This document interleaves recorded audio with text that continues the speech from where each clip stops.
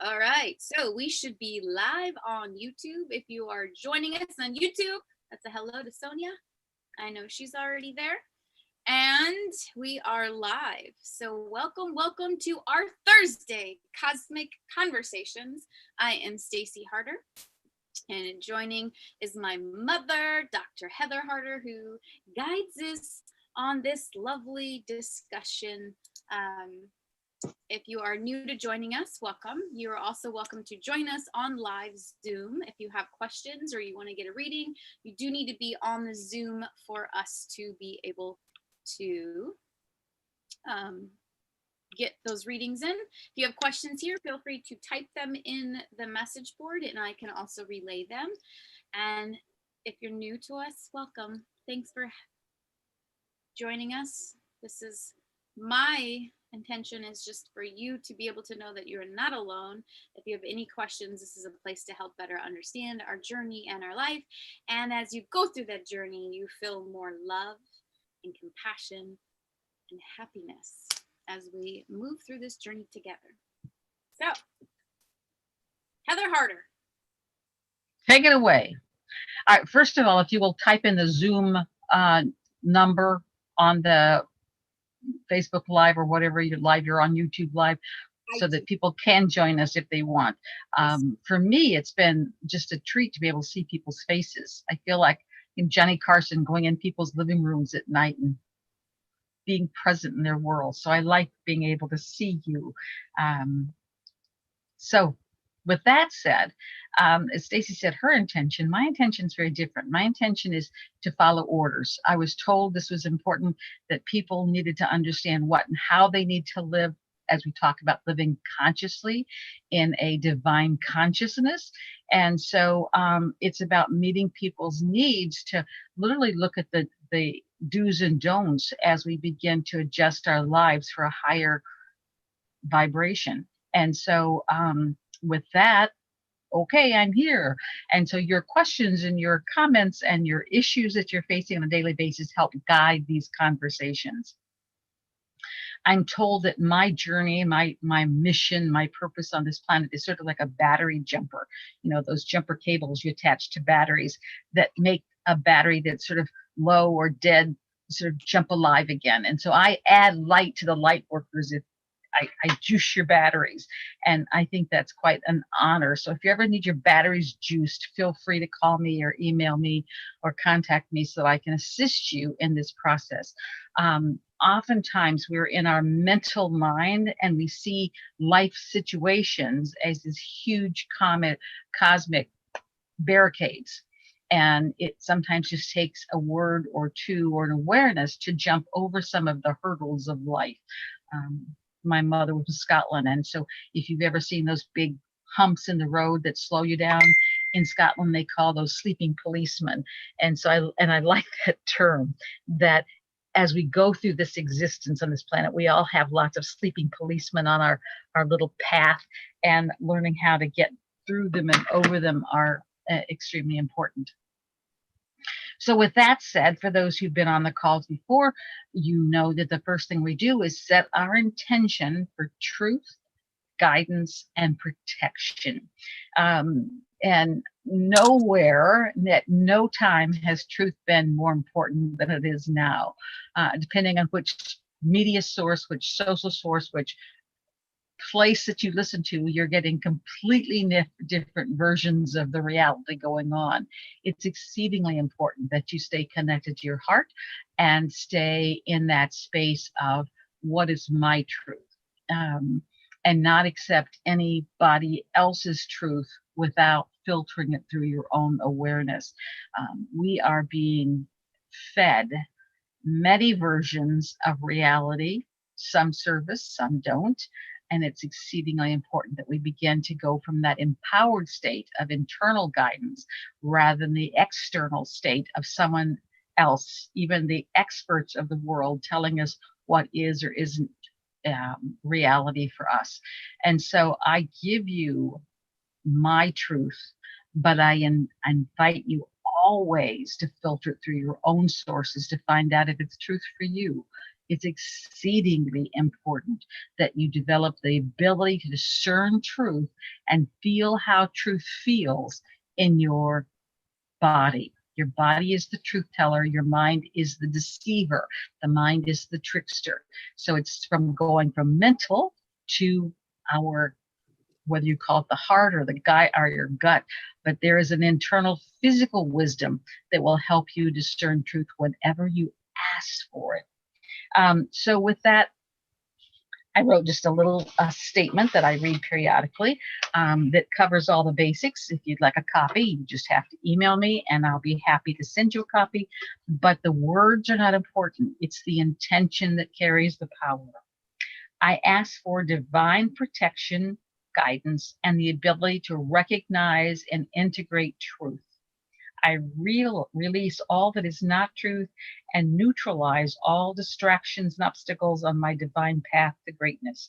Every word I speak or thought I think is a reflection of my truth. Every day in every way, my ability to discern truth, protection, and divine guidance, as well as my willingness to accept them, grows. Because lots of times you can be given truth, but your mind goes, oh no, that can't be real. And you don't accept it. So just being able to accept truth is also a great ability.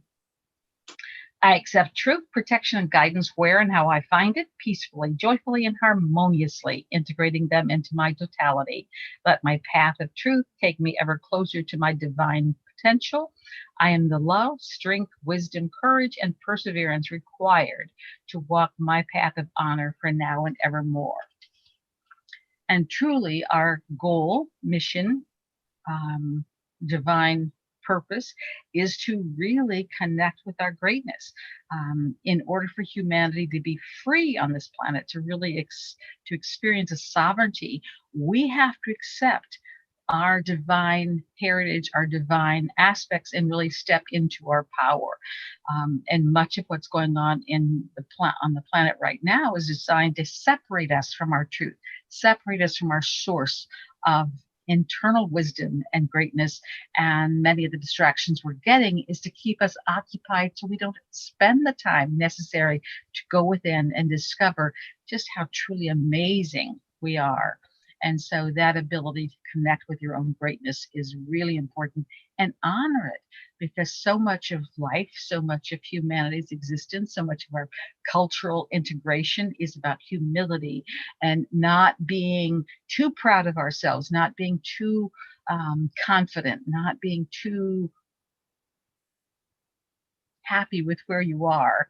To sort of keep a muted self-esteem has been the mission. Now it's time to look at that and say, no, I'm great. And you can't make me not believe I'm great.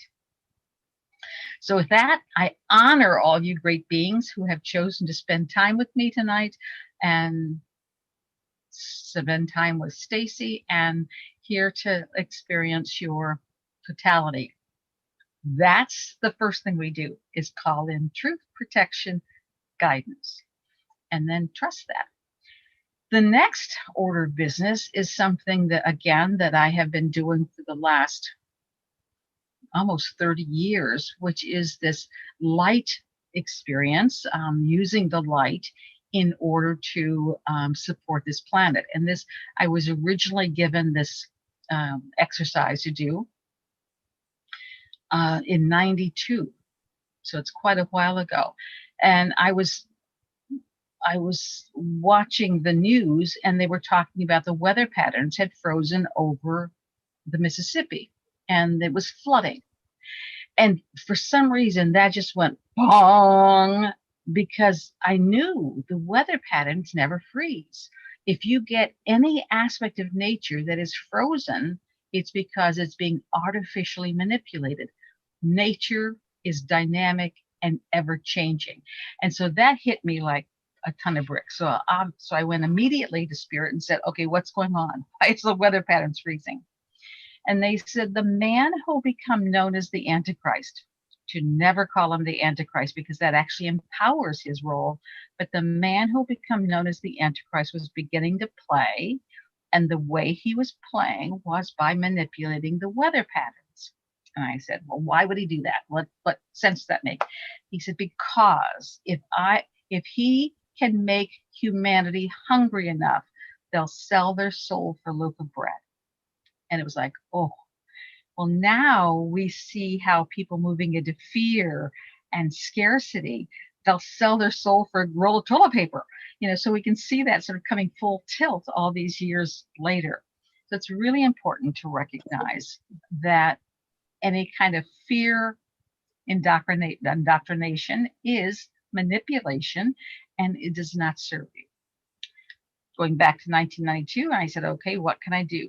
And so they gave me this little visualization. It takes maybe 45 seconds. I called two friends. We did it in the driveway.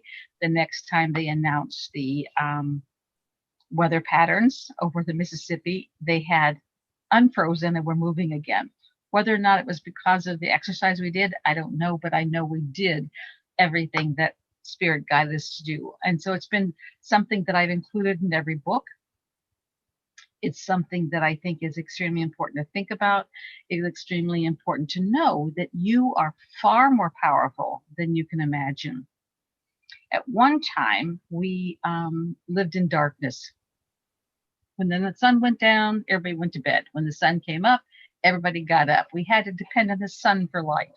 And then along came fire, and we had now the option of staying up a bit later and roasting marshmallows. Time went on, and we had Edison, who created the light bulb. He was able to induce artificial light through this mechanism that he called the light bulb. And then we had light on demand. As time has gone on, we've learned how to manipulate, focus, alter, change light in all kinds of ways. We now can concentrate light, and in that process, we can use lasers to cut down mountains, to cut out cataracts. We do all kinds of things with just focused light. Just focused light. When we talk about light, love, and God, they all carry the same vibration. So when we talk about sending light or sending love, we are in essence using that concentrated beam of light to alter whatever we're sending it to.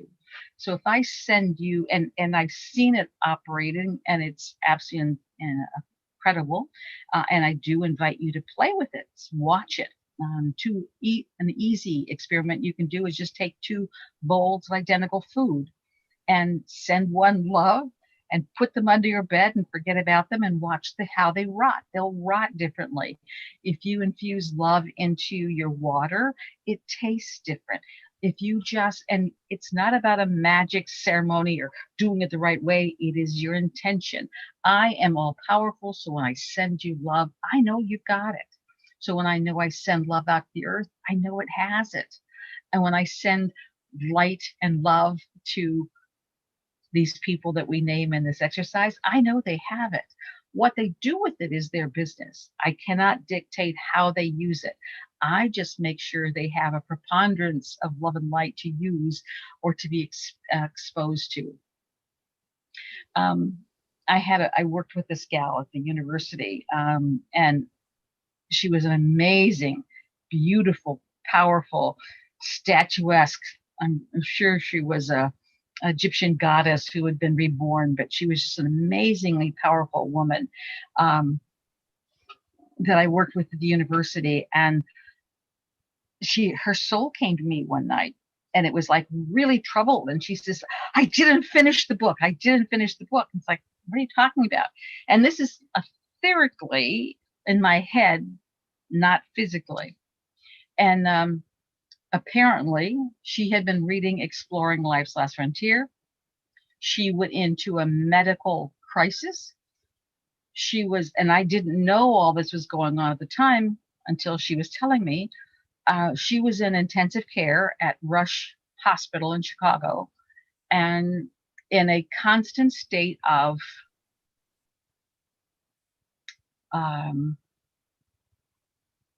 convulsions, I guess would be the word that you use, just constantly. And so I called her husband, who happened to be this very big, tall judge in in Chicago, and I said, I know this doesn't make sense, and I but Peggy's soul came to me, and she's very troubled, and I'd like to go up to the hospital and send her energy, and would that be okay? And he said, oh, I don't know. I guess so. And I said, it may kill her. So I want you there as a witness because we're going into intensive care. And I said, I want you to see that we're not going to touch her body. We're not going to do anything to her physically. We're just going to be sending her energy. And I'm going to bring a couple friends up because when two or more gather, it's more powerful. And we're just going to send her energy so that her body and her soul can be at peace with whatever decisions they're making. But if she's choosing to die, it could kill her. So I just want you to know that up front. And so since he had nothing to lose, he came and he stood at the door and watched two friends and I. We each two, they were on each side of her, and I was at the foot of her bed, and we just sent her light, just like we're going to do today.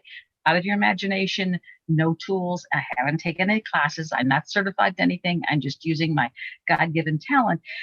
But because she was in intensive care, she's hooked up to all kinds of machines for breathing and for pulse and for whatever. Her body was completely rigid. It wasn't even like in the bed. It was like across the top of the bed, and it was just constant convulsions. And so as we stood there, sending light and love into her body, and in my head, I'm having this conversation with her. I didn't have it out loud because I at the time was a university professor and wanted to act like I was semi-sane. And so we sent her this energy. Within a few minutes, you could physically see her body relax and just move into the bed. And then a few more minutes, her body stopped convulsing. And you could see all these machines go back to normal range. Her pulse, her breathing, her everything just went to normal. Now she was still unconscious, but you could see her body was so much more at peace. I'd never seen such a powerful demonstration before, so I was quite impressed. Her husband was very impressed. By the time I got home, I live in Crumpton, Indiana. It's about a 45-minute drive from the hospital. By the time I got home, her mother was on the phone saying, you got to go do it again. You got to go do it again. And I said, Peggy's taken all the energy she can. If we go back and do anything, it's not for Peggy, it's for you. But we're not trying to heal her. We're not trying to make her better. We're only trying to make her comfortable so that she's better able to make her decisions. Well, lo and behold, her mother was very distraught. So we went back up and did another session with Peggy, but it wasn't as dramatic this time because it wasn't Peggy that was needing or wanting the energy. It was her mother trying to save her daughter. And about 2 weeks later, Peggy passed on. But for me, it was really quite powerful demonstration of how this light is used in the world. Never hesitate to send it. Never discount the ability for it to change the world. You never send light for a reason. You don't send it to fix someone, to heal someone. That's interfering with their life choice, and it brings karmic consequences to you. So I would never have gone there to heal Peggy or to make her better. I'm only just sending her light and love for her to use any way she chooses. So the same thing with us tonight. When we're sending love to the planet and all these various things I will mention, it's not to fix things. It's only to just make the transition as comfortable and easy for the planet as it can be. Before we go into the exercise, anybody have any questions or comments? Yes, Christina, unmute yourself and ask a question. Hi. So when you were talking about your friends, my right shoulder, my shoulder blade was all tingly, like it was obvious and tingling and like a little bit of pressure, but it was just in that spot. What is that? It can be lots of things. Just as Peggy was not moving into her life, and I was told later that she had chosen to die because she'd gotten so far off her path for this, what she was supposed to be doing in this life, that she didn't feel she could get back. So dying is one of the choices to come back again and try it again. So it could be that you have places you're resisting as well. It could be shoulder is also responsibility. Peggy was, again, an amazing woman, but she was head of the university union, and she was always fighting a crusade for someone or something. So it may be your shoulders always represent the load that you carry, which is why many adults have a lot of shoulder stress and pain. You need to talk to your body and find out. Every part of your body has the consciousness. So tonight, before you go to bed, just tune in and ask, what was that? Why did I feel that? It's really important that you begin a dialogue, you begin a relationship with your body so you can get it into balance, into health and healing. Okay. Yeah, very obvious. It was freaky. Yeah. But I like it. Was interesting. It was alive. Well, be connected and pay attention. As I've said, when my body starts doing things, I don't ignore it, and so all of a sudden my back started itching and tingling and feeling unusual. And so I went to the doctor, and and it's right in the spot that you can't touch. It's too far from one place and not close enough to the next place, and I couldn't touch it. But I know it didn't feel normal. It was feeling abnormal. So I went to the doctor. They sent me on to a dermatologist, and I had some kind of cancer. Melanoma. What was it? Melanoma. Yeah. Anyway, removed. It was cut out of my back. If you tune into your body and really, it'll tell you what's going on. It'll tell you what you need. It'll tell you how to tune in. But so many people ignore it. They say, oh, don't pay attention to this. Oh, don't do that. Don't do that. You really need to tune in. So tell your shoulders that you appreciate them carrying this load, but now it's time to just allow yourself to be free. You don't have to carry the responsibility of this transition on your shoulders. You're not responsible for the transformation. You're only here to do your job, whatever that job is. And I honor the path that everybody has in their own life story.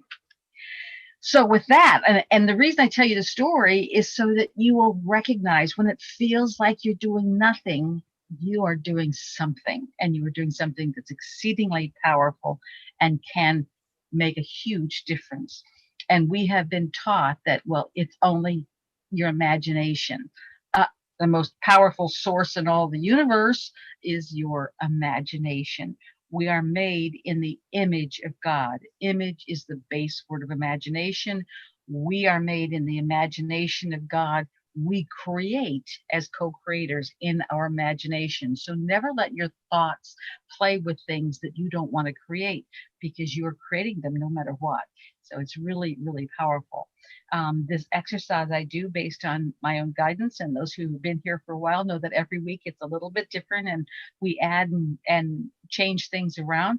And as I'm doing it, you all are free to add people in your lives, to add situations. Don't depend on me to name it. You also have the ability to utilize and use this energy. When we come together, we're creating this force field that's way bigger than you can imagine, and we're using it. But I am not the sole owner of it.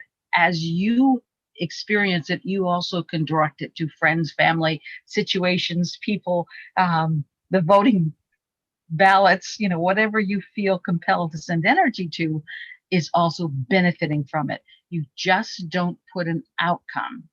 That's not healthy. You just send energy. What I do is I pray for divine plan to manifest, and I trust that whatever happens is what's meant to happen. So with that, get ready to go play in the light. So make yourself comfortable. You want to relax your body. There's all kinds of people that say, oh, when you do this, you have to have your spine straight, you have to have your fingers touching, and you have to, have this or that. I don't believe that there are any rules. Do what feels best and most natural to you. That we're all here as divine beings. We're all here to make a difference. We each do it in our own way. And I don't believe you have to have a class to be able to do it. Taking classes are fine. I'm a professor. I've taken many, many classes in my life, but you don't have to be certified to play with the energy. You don't have to have a rule book that tells you how to do it. All you have to have is a willing heart. So with that, just take a deep breath and go to center. Center is the place you are most connected to your divinity, most connected to your sources, both in the other worlds as well as this planet. And you'll feel yourself just a slightly shift as you move to center, or I also call it your happy place. As you move to this energetic intention, you're like a lock that's falling into calibration. You just fall into place. But it is your place of power. Whenever you want to manifest something, whenever you want to connect with your sources or let go of things, forgive yourself, move to center. It's much easier to happen there. And then in this place, just imagine these forces in the unseen world sending you light and love. And that you send this light and love into the earth. So there's a pillar of light coming down to you, through you, into the planet. You're here to anchor heaven to earth. You are the divine fulfillment of the prophecies. You are here to anchor this heavenly energy to this physical planet. When you go to center, you make that happen. Turn off the ding-dongies, if you will, Stacy. And then imagine that as you're in the center, in this pillar of light, that you become the light. You are not your body, you have a body. You're not your mind, you have a mind. You are light. You are love. You are the divine soul spirit that has occupancy within this physical structure. So just imagine what you look like when you're just spirit. And then imagine your spirit joining with all the other spirits on the planet who are here to make a difference, who have volunteered to come to Earth in order to be a representation of the light.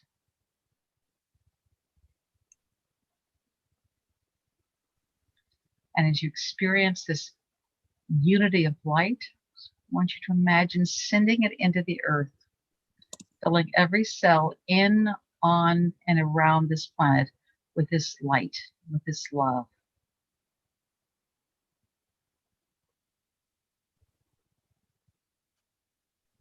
Filling every tunnel, every space, every occupant of this inner world with light and love. We are getting to know there's so much more to this planet, so much more to this world than we ever dared imagine.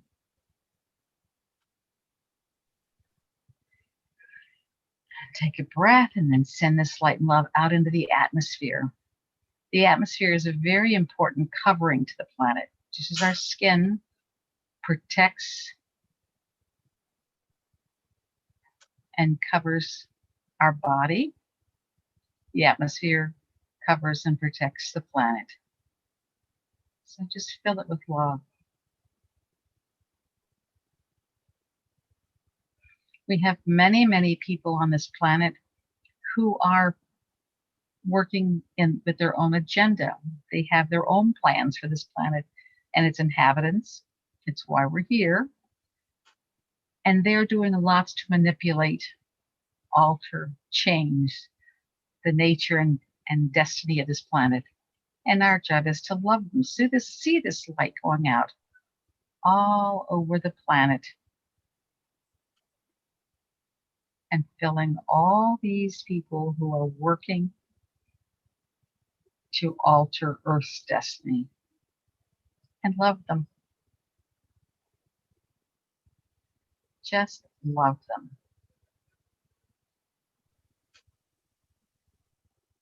If we hate them, if we fight them, if we become the warriors, We literally empower their position. We want to just love them.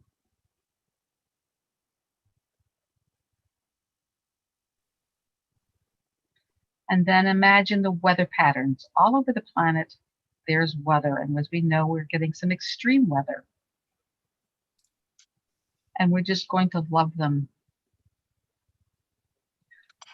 Just love the weather patterns. Stacy, will you mute everybody? Yeah. Yes, thank you. And then again, as you said, the weather patterns can be muted, can be altered, can be manipulated for the good of some. And we're just going to love the weather patterns so they're only good for the planet. And that anyone and everyone who tries to alter our weather is just going to get bombarded with love.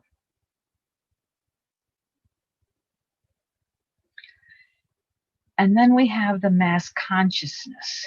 The mass consciousness is the repository of all the thoughts, actions, beliefs of everyone who's ever been on this planet, everyone who will ever be on this planet. And we're just going to fill it with love. The more love we create, the happier this planet, the healthier this planet. So love it. Love them.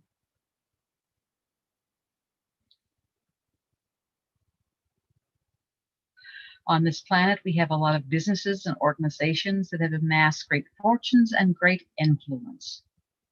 Some are working for the good of humanity, some are working for their own good. Our job is just to love them. So imagine all of these organizations, all of these companies, and all of their officers being filled with love. Whether they're making pills or potions or something else, fill their products with love.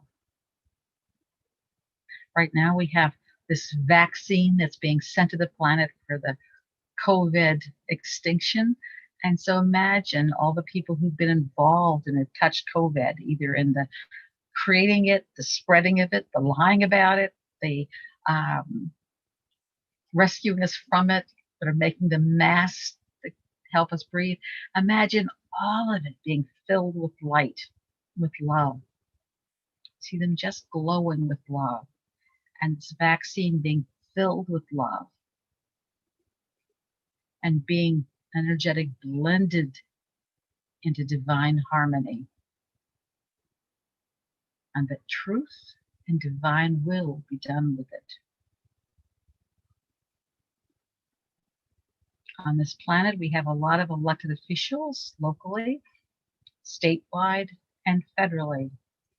I love all the candidates, love all the people who sit in offices that make decisions for others. Love them. Fill them with love.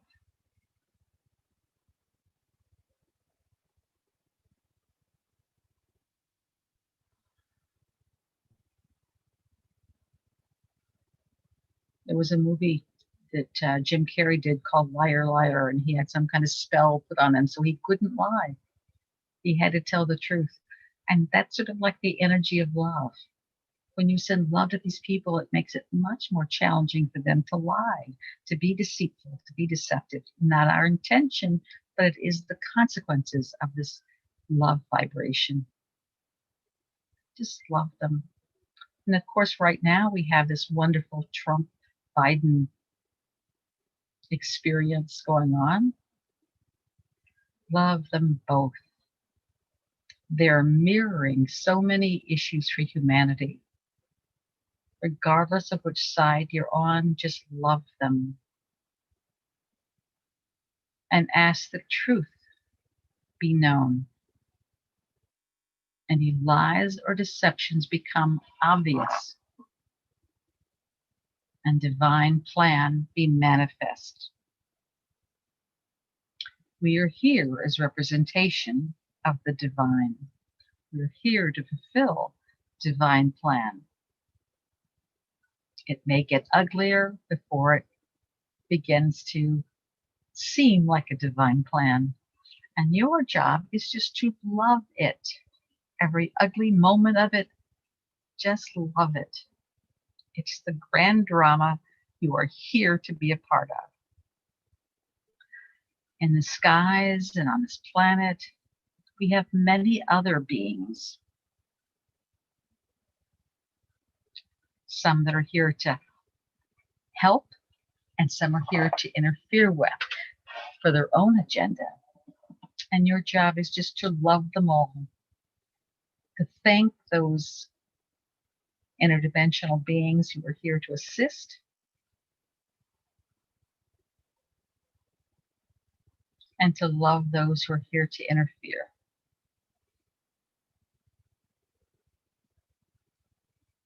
Just to love them. And right now, there are millions and millions and millions of votes being counted all over this country. Just imagine that each one become a little nugget of love, and that truth shine through it. There's hearings going on all over this country. Just send love so the truth will prevail. There's judges in courtrooms that are making decisions that will determine outcomes. You just want to love them. When we judge or condemn them, we literally make the energy easier for them to continue the deception, if that be their intention. By loving them, we change the vibration, we change the perception, we change the energy in which they operate. So love them. And we call in the angels to assist us in order to carry out the divine purpose of our life, to help manifest divine will, to help actualize divine plan. And then we again commit ourselves to being here as an ambassador of the divine, and ask that if we have a purpose, if we have a mission, if we have something that we are to do, to please speak loud and clear. And to the best of our human ability, we will do what we can in order to create heaven on earth.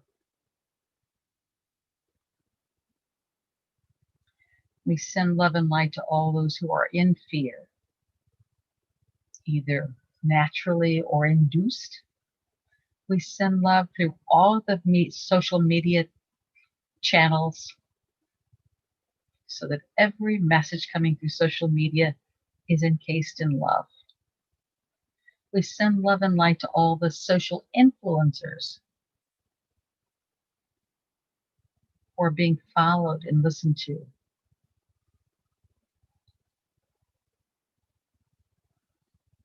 We ask that our ability to discern truth become much more intense, much more intensified. We ask all those who are in pain, who are in suffering, who are being impacted by this isolation, by this experiences that we're going through, to be filled with love and light.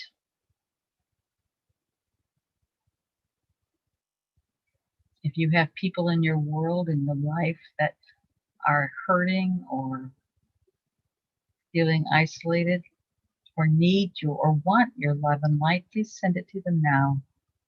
And we give permission to the angels to use our collective energy in any way that serves this planet and its people.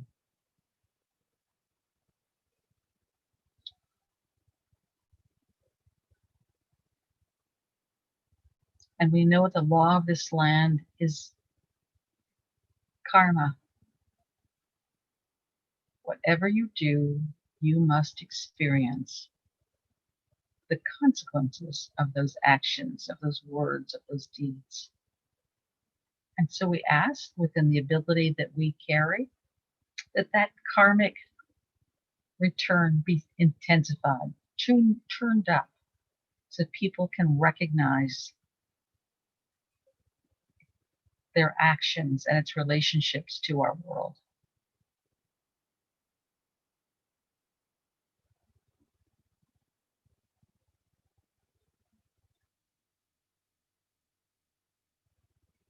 And then we open our hearts to receive, because universal law also says whatever you send out, you must receive.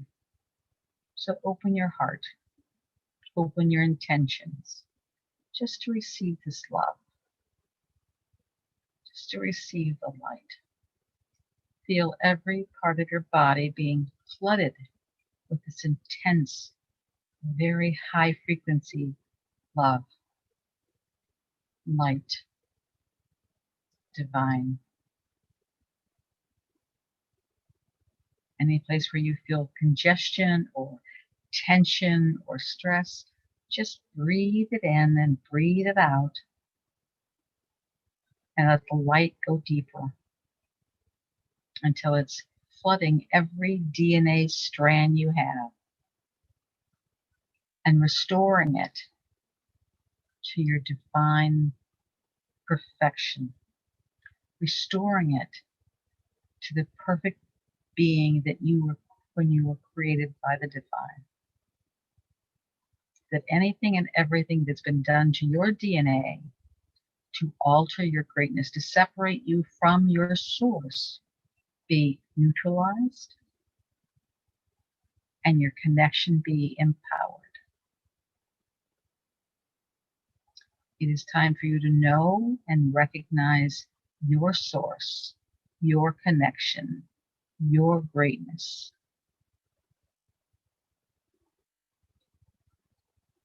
And to step up and claim it.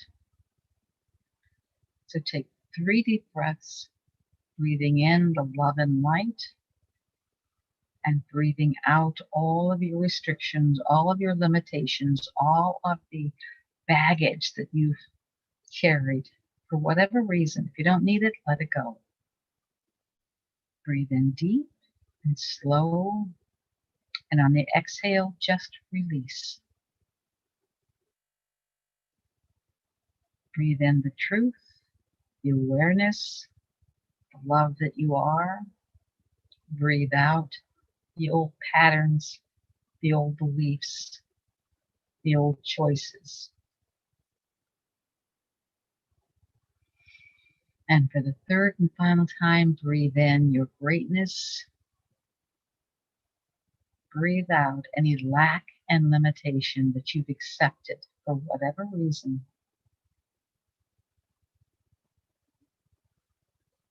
And when you're ready, just come back to the here and now.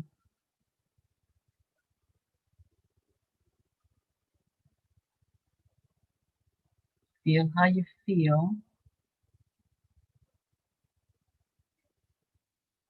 Just allow yourself to be in that energy.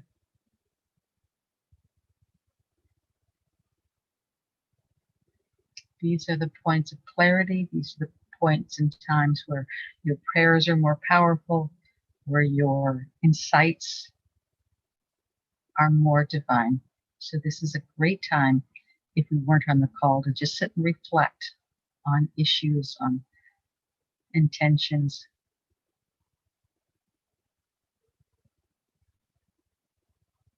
And notice how calm you feel.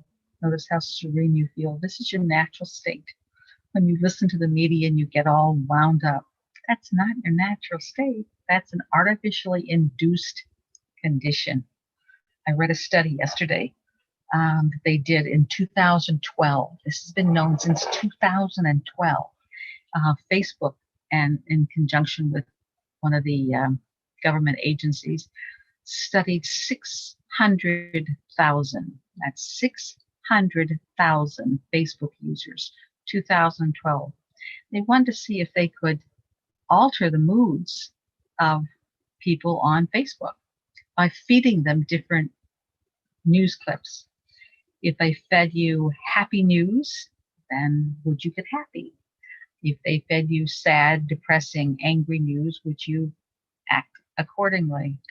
And what they found is that people caught their moods, caught their attitudes. And if I can control your moods, I can control your actions. And it's just another way that we give our power to sometimes the wrong sources. You be the force that's so strong, so powerful, so loving, that you become the one that's affecting others, and that no one and nothing can affect your mood, your behavior. So as Stacy unmutes you, if you want to, or you can unmute yourself, if you want to give a comment, if you want to say something. And again, do what you can do to stay in this peaceful place. The peace that passes understanding is where you are now. It's a little calmer, a little more serene, a little softer. So do what you can do to stay in that gentle energy, and then pay attention to what takes you out of it. So welcome to our new friends that joined us while we were playing in the other worlds. Anybody want to share how they feel or anything they experienced?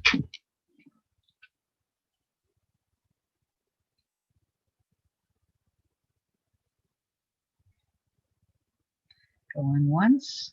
And if you are new on Zoom, you can unmute yourself. And you can also, if you want to wave, ask a question, you can type it in or feel free to ask. I find this usually takes a minute for people to kind of get back into their body before we can start being in the talkative brain. But and somewhere on your screen, you have a hand that you can raise your hand electronically. Stacy does those. I'm old school, so you can wiggle your fingers at me, and I know you want to talk as well. So either way. Raise your hand. I think I could be heard now. I'm sorry. Is that you, Michael? Yeah, can I be heard now? Or do Yeah. I need to turn on my microphone? Is it fine? Perfect. Okay, cool. I didn't know you had an accent. Yeah, I'm in Australia. I love that. Oh.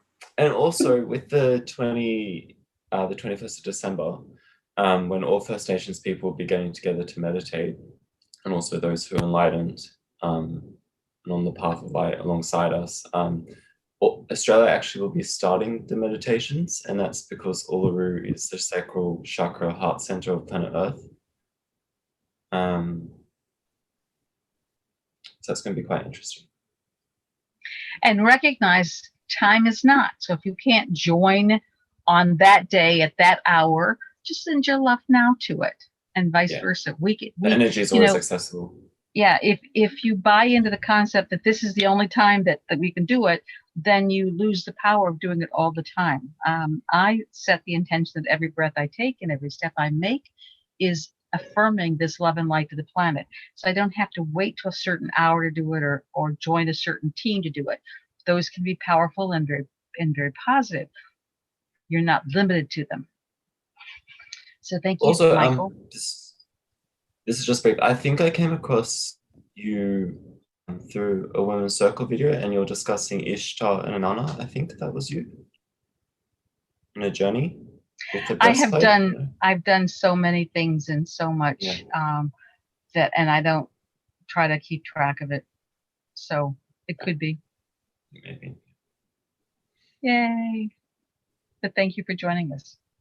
Anybody else have a reaction, a thought, an experience? How are you feeling? I think Christina and George were gonna say something. Okay. Christina and George.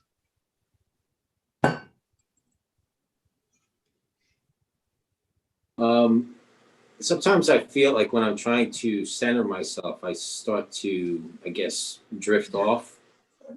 And how can I get myself back to center? All right. First of all, watch your words. When I'm trying to center myself already implies failure, because I can't try and do something. Either I do it or I don't do it. So when I'm going to center, when I'm doing center, blah, blah, blah. So eliminate the word try in every capacity. If used correctly, it's past tense and failure. But Yoda taught us, and we have to believe Yoda, do not try, do. So just do. Second of all, lots of times people expect lightning bolts from heaven. It's like some magical, mystical something is going to occur. You have to recognize that it's our natural state and it's going to feel very natural.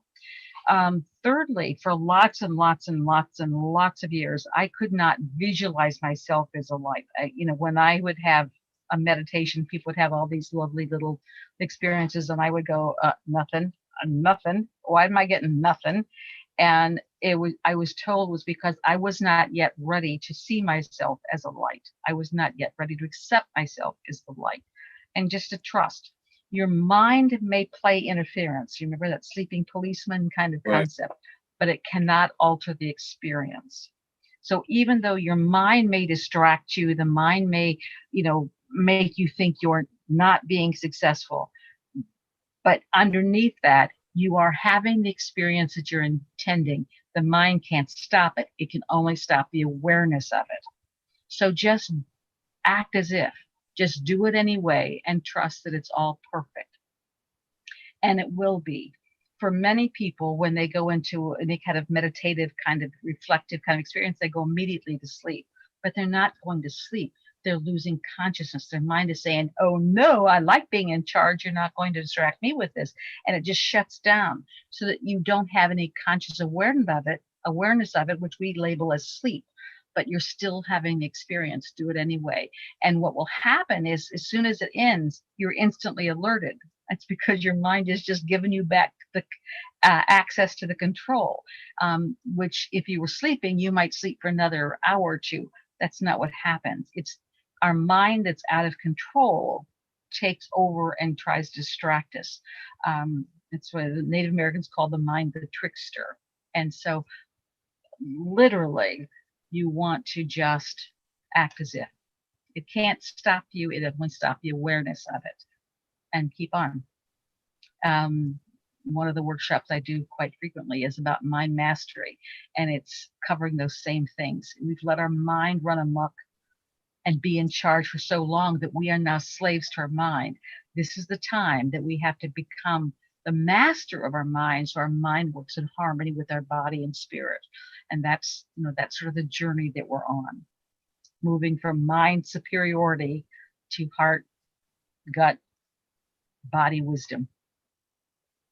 And again, all the same thing, but different words we use.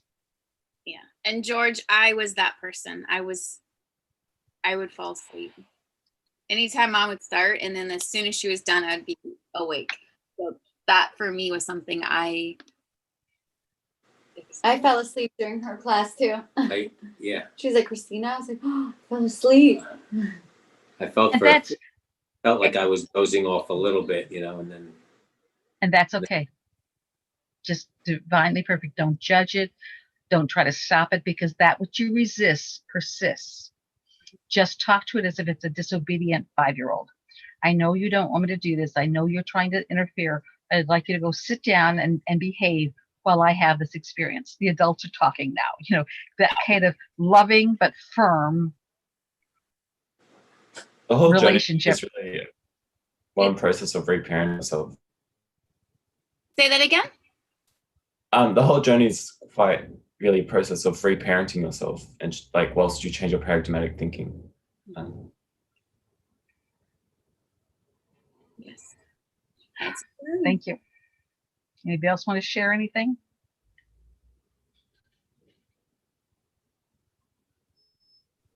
Jennifer?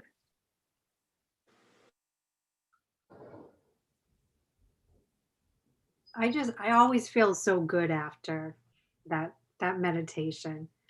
Just that you're just very calm, very aligned, balanced. You forget how this feels until you're back there again. Yeah. And that's really why we need to do it, is to remind ourselves. It's not about, developing any kind of skill or anything. It's just reminding us of who we are and what we are. For a while, I'm given all kinds of instructions as from time to time, go out and do this, go out and do that. And I said, okay. But one time I was told to go out and do these exercises, these alignments, to help people reprogram the cells of their body which we had a little bit of that in tonight, because they have been in pain and discomfort for so long that their cells remember it. So these exercises are sort of designed to help restore us back to our natural state and remember how good we're supposed to feel. We're not supposed to be dragging ass and, can't this and can't that, but we've programmed ourselves for all kinds of lack and limitation that now we have to be reminded, oh yeah, this is what I'm supposed to be feeling like all the time. And whenever you feel like you're out of center, all you do is an intention, take a breath, and move back into alignment. And you will. It's that easy. But you have to be aware of it and do it. Christina, I saw your hand.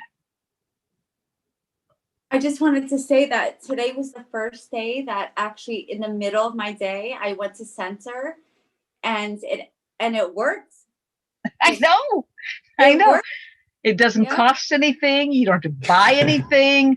You don't have to follow any instructions. You just have to do it. So if you start out when you brush your teeth in the morning, go to center and see how long it takes to move you out of center, because we get so distracted with life. And then when you're eating, every time you're eating, start by just taking a moment and going to center. And so give yourself these trigger points throughout your day to remind yourself, go to center. Just choose center. And pretty soon you'll be so used to being in center that it will feel very foreign to be out of center. But whether you call it your happy place or your center, it doesn't matter what you call it, but it's that place of alignment. And then again, in that place, you can take and put down your roots and become grounded and connected to the heavens. And literally you are unstoppable in these places, but we have to remind ourselves to do it because we're not used to it. And if you're watching TV, turn the TV off, move to center, because TV is designed to program you, not to keep you in center. Those who want to sell you products want to sell you on the idea that you're not good enough if you don't buy or use or whatever they're selling. So that's why I gave up TV at least 5 years ago, if not more. Yes, Steve.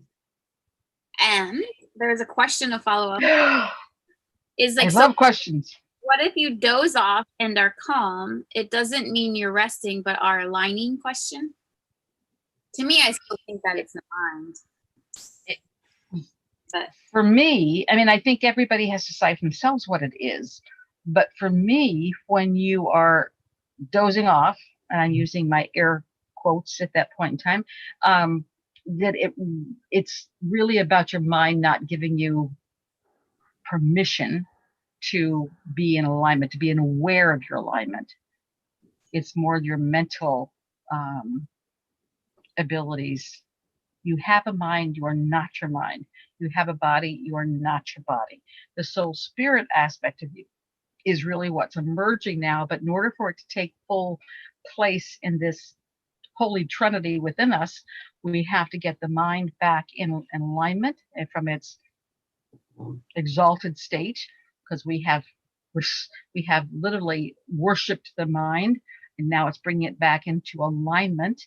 And we have to then build the body so that we recognize this true trio that we have, because we can't get there from here without all three. The body has so much magic within it. Learning to honor and use that is important. The mind has so much more abilities than what we have allowed to express itself, but it's not going to express itself as long as it's still being that gatekeeper, that guard that says what you can and can't do. So it literally becomes more powerful as it gives up this old role and you move into your new mastery. I just have, sorry, I don't want to take us out of it, but I just noticed like the three shapes, like the three trinity-like shapes up on my crown, in my door at the moment. Sorry. Yeah. I'm sorry, I didn't understand what he said. I was saying there's like three like kind of lines above my crown. Yeah. I just noticed that while we were talking about the Trinity. Oh, okay. Aspects of the self. Just the synchronicity. Yeah. Kind of fun. There you go. Okay. Um, Many weeks ago, several weeks ago, we were talking about sort of this journey that we're on the planet.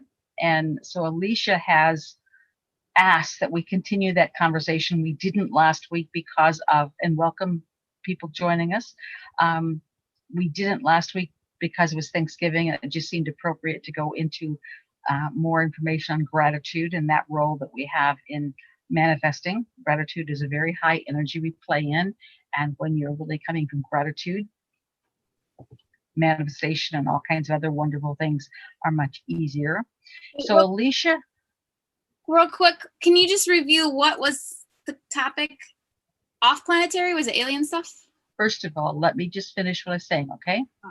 I thought you were going into it. No, I was going into Alicia doing what she remembers about that conversation, the first half of the conversation. I know, and there were other people who were here for it. We're going to ask you to share as much of the old conversation for the people who are online or the new people I'll be back in as a we moment. blend it. Okay, as we move into this new space. So, Alicia, what do you remember? We were talking about some of the things that are happening and how they will play out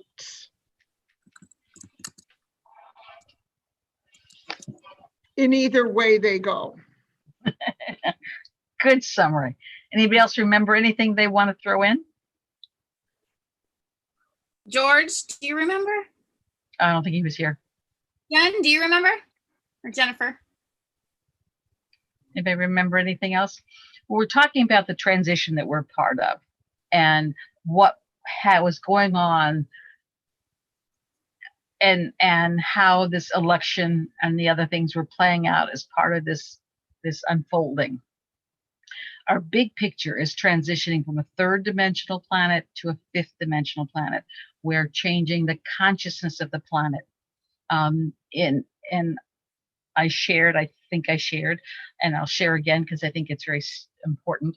There's a study that's called a 100 monkey. And I think, I forget the guy who wrote a book about it, but anyway, the 100 monkey. On this certain island in Japan, they were giving these Reese's monkeys little chunks of sweet potato, but they'd roll them in the sand, and some of the monkeys discovered that if they washed it, they literally had an easier time eating it. And so pretty soon those monkeys that were washing the sweet potato was teaching other monkeys how to clean their sweet potatoes. And at some point along the way, all the monkeys on this island, whether they had been part of the instructions or not, began washing their sweet potatoes before they ate, washing their food before they ate. But it also was not only just for this monkey, it was happening all over the world with this kind of monkey. They began washing their food. And they call it the 100 monkey phenomena. They really don't know how many monkeys it was, but it was a very small percentage of that brand. They felt that there was a genetic link so that when enough of these monkeys were doing it, all the monkeys learned it. And so that's sort of what we're playing with in the planet. That about 10% of the population actually manifest the consciousness of all the other species of that. And so we're here to be those people who move into light and love. And in doing so, we help everyone else move into light and love. When we talked about the easy version of that, is that every day we just become nicer and kinder and sweeter and less judgmental. And every day the world becomes a little calmer, a little more serene, a little less hate, a little less judgment, a little less pain, that we make the transition very, very comfortably from third dimension. Everything that's real is defined by our five senses. This phone is real because I can touch it, I can taste it, I can smell it, I can do all those things with my five senses. In third dimension, reality is defined by the five senses. What is real is in relationship to our five senses. God becomes this little grandfather kind of guy living in a place called Saturn. It's, called heaven, about 10 miles off of Saturn, but it's always a very physical reality. As we move, fourth dimension is a transition state. There is not a consciousness there. It is a search state. So and you're all already in fourth dimension at some point or another, otherwise you wouldn't even be on this call. But in fourth dimension, you begin to move beyond those five senses. Now you're perceiving things that aren't physical. You can know things that you haven't heard. You can smell things that aren't physically in front of you. You can see things that aren't visible through your eyes. You begin to expand those five senses because the reality is changing. So if you're hearing, but audio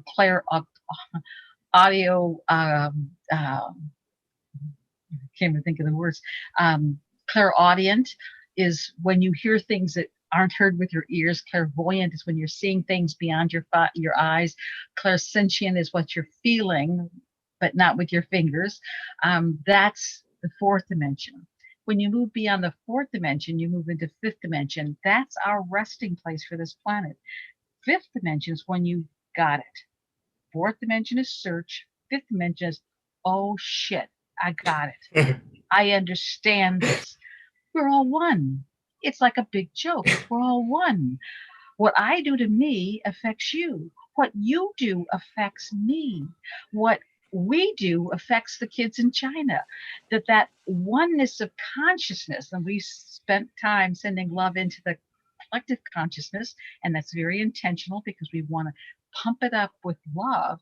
But as we move through this, there will no longer be a need to keep one person subservient and one person master, whether it's done with money or whether it's done with chains. That we'll recognize we're all one. That if I treat you less than humane, I'm treating me less than humane. That I'm putting this into the universe, that it's all going to come back and be a part of. And absolutely a man I adore. And I highly recommend you spend about 30 minutes listening to it. It's called The Butterfly Effect by Andy Andrews. And they've just recently put it on YouTube, which I'm thrilled with. But it's really that story about how scientifically we know, and they've proven that when a butterfly flaps its wings here, it creates storms across the other side of the planet. That we're all connected in all kinds of ways, and that we're here to herald in this oneness.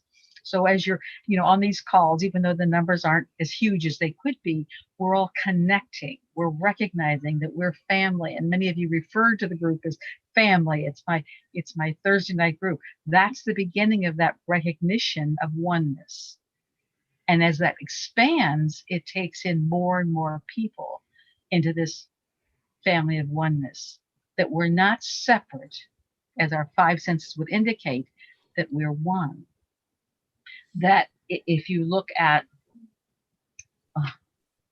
it's hard, if you look at anything, there's those molecules, and the only thing that creates this edge as being the end is the kind of spin that has how many protons, neutrons, electrons that creates that element.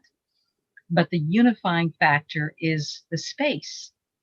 And if I blew up an atom to the size of a so that the neutron of that atom was the size of a ping pong ball, the electrons and protons would be 10 to 20 miles away. We're mostly space. And as scientists have created the microscopes and the technology to look inside those elements of protons, neutrons, electrons, they find that the same ratio of space is still the same. And that these subparticles, they have lots of different names. The one I like best is a quark. I think just fun, the quark. That they find that when the scientist looks at these quarks, if they think they are space and just caused by movement, they act accordingly. But if the scientist looking at them thinks that they're matter and that this quark is a solid unit of this atom, they act accordingly.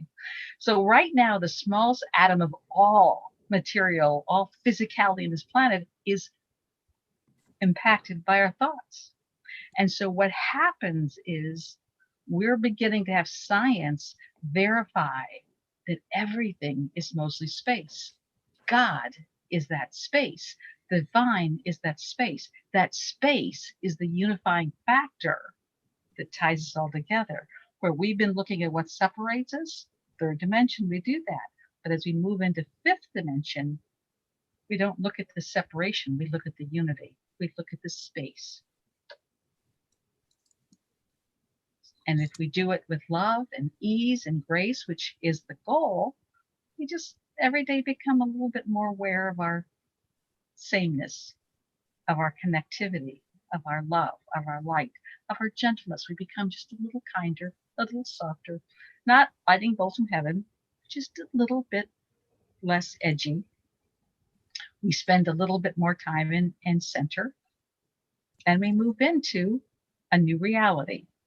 And pretty soon you'll go, oh yeah, I remember when we used to be fighting. Oh yeah, I remember when that used to upset me. Oh yeah, I remember. But that will be the bygone days. It won't be the here and now. That's the good part. That's the easy way. And before I start talking, which is tonight's conversation about the other alternative, the other extreme. Anybody have any questions? Now, Mayford just says, thanks for the explanation. Oh, I miss your face. Okay. Anybody else? Anybody get chills when I'm telling that story? Again, another soul confirmation for truth.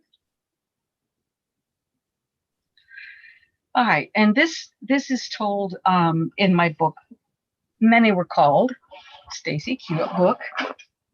So if you want to hear the whole story, this is written in Many Were Called, Few Were Chosen, the story of Mother Earth and the Earth-based volunteers. We are here to usher in this period of kindness, this period of love. But as you all know, we don't control it. We're only a participating member of this group. If we don't get it through choice, the easy way, then it will be done through a much harsher way. We're getting some of that now. And because this could be intense, please, if you want to ask questions, if you want to make a comment, just indicate so, because it allows our energy sort of time to stabilize and move through. And these are things that I was given from my spiritual sources many decades ago.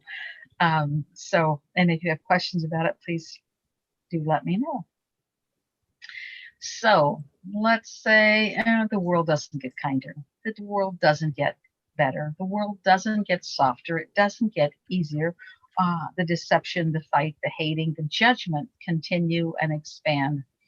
And we're here not for our own benefit, not for humanity's benefit. We're here for the planet. This is an extremely complex planet. It is a ninth dimensional consciousness. It is a living being. It is in great jeopardy because of the choices that people have made on the planet. It was prepared to carry a certain vibration.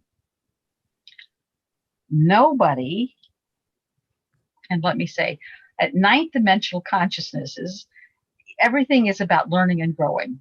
We're just, think of it as high school. Ninth dimensional is high school. But after you finish being a ninth dimensional consciousness in a state of learning, then you move into 10th dimensional consciousness, which help design planets.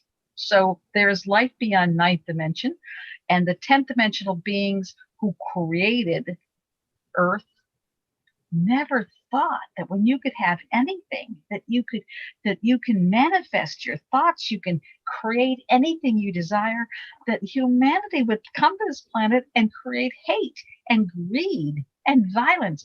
You can have anything. Who would have thought that we would choose war and scarcity and judgment? that when humanity moved into that energy, that was what's called the fall of man. That's the descent of man. That's the vibrational dampening of humanity. And it continued at such a downward spiral that things were put in place to help halt it. And finally, beings who helped create the planet went, oh shit, it's going to destroy itself if we don't do something. We got to do something. And so the call went out. It's like I sent out a call for beta readers. I'm getting ready to put out my book. I need people to volunteer to read it and give feedback. I put out a call for help when I needed help. Well, the 10th dimensional beings and beyond sent out a call for those volunteers to come to Earth and help make a difference. And that's when the volunteers, us, came to the planet. We had to come and be sort of blinded in the process and awaken to our purpose, awaken to our mission, awaken to the journey of shifting the vibration of the planet. We've been doing this for a very long time. If there was time, there's not. We've been here making a difference for a long time. We had to go through our own lessons, live by the rules of the planet, much like if you joined the Peace Corps, and were sent to some African village in the remote areas of someplace and to build bathrooms, you would have to live like the natives. You would have to eat the food of the natives. You would have the same kind of living accommodations of the natives. In order to be effective, you've got to be relating to those people you're there to help. That's why we came in as humanity. We are much more evolved beyond this, but we agree to step back in and make a difference. So here we are. And when you are in your pissy place, which humanity gets there, when you're in your anger and your intensity and your upsetness, when you're being impacted by the elections, when you're in your ugly space, the vibration, you're making points for the other team. When you're in center and you're in love and light and you're being kind and gracious, you're making points for your team. Using a basketball analogy, every day you're scoring points. Who they serve is based on how you behave. So let's say now, worst case scenario, we don't get it. The vibration of the planet still puts the Earth in jeopardy. And again, this was a planet where there's no two snowflakes the same, no two grass blades the same, no two leaves the same, no two fingerprints the same, no two hair shafts the same, no two dog hairs the same. There's nothing on this planet that duplicates anything else that is nature made. With all of this diversity, it was a very complex planet to put in place, and that every thought you have creates your next experience. Everything that you're doing creates the unique life that you choose to live out of your choices. That's incredibly complex. And then, okay, remind me to come back to this point. But if we don't create this place of light and love and harmony, then the next choice will be, okay, let's just scrap it and recycle. Let's just scrap it and partially recycle. Let's remove the cancerous energy of the Middle East, so it's either partial or full cleansing. If we do a partial cleansing, and we're getting that now, we may see storms that wipe out a certain population. Yes, we had a tsunami in Thailand.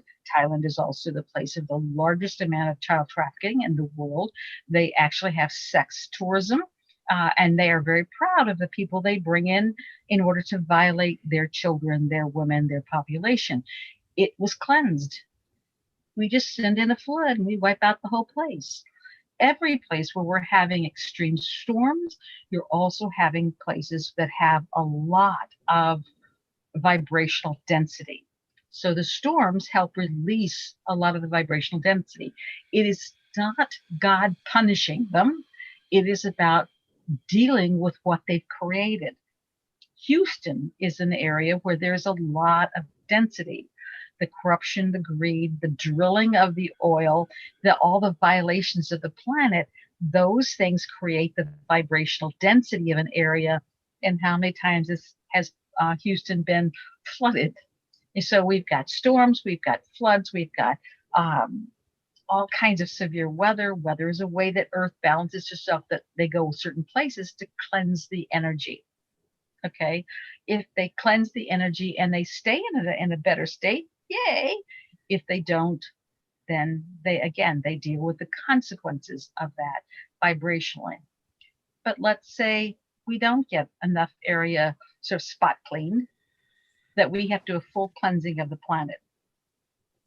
I am told that the first thing that will happen, and we will be given notice, we're always given notices, you just have to listen to the announcements. The first thing, if we have to do a planetary cleanse, is to that there will be a time where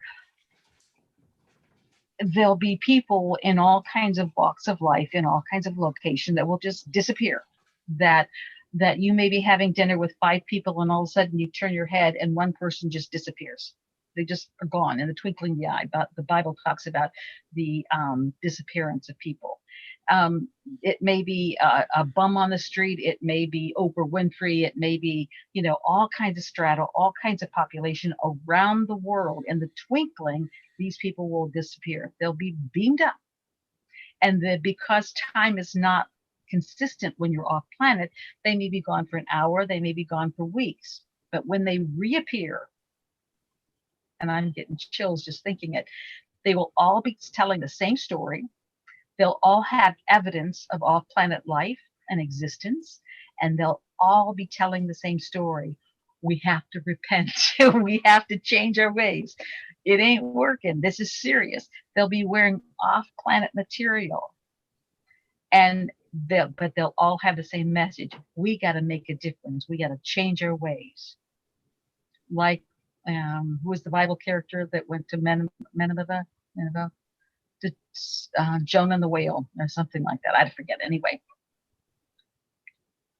so we're going to call in the angels to stable. I'm getting messages. My internet has suddenly gone unstable, so we're going to bubble it and ask the angels to protect our internet connection so that nothing and no one can interfere with it.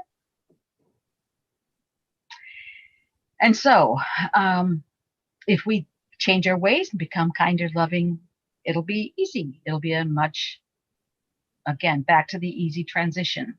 If we don't, if we continue our warring ways, our judgmental ways, our fighting ways, our lying and saying, oh, they're just trying to deceive us, they're out, whatever it is, if we continue that, then we'll have a full planetary evacuation, because the Earth will be breaking up.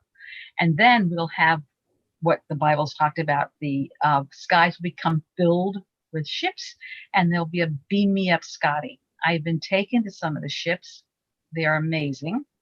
The ships that would be in the sky beaming people up are the little scout ships. When you go to the actual, what they call the motherships, these things are 10, 20 miles wide.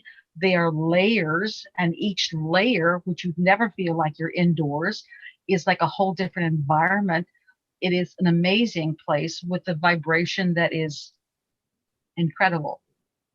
And just because you're an alien being in a ship doesn't mean you're a friend. We'll come back to that. But there are some alien life forms that are here to support the Earth, and they're some here to interfere with the transition of the Earth. And we'll come back to that. But this beam me up Scotty can only happen to those who have a high enough vibration, because it literally shifts your molecules so that you are lifted molecularly and then reassembled on these ships. If you're in fear, then literally your vibration is too slow and too dense that you can't be lifted up. So you have to be in a higher state in order to even be rescued. Some of the light workers will stay on the planet. They've rehearsed. We have had drills for these things, and many times you'll wake up not having any memory of what went on the night before and being exhausted. Those are what I call drills. So we practice the vacating the planet in case we're needed. And when you are on the mothership, you'll be put into sort of suspended animation, and you'll just be off planet until the Earth is cleansed and prepared.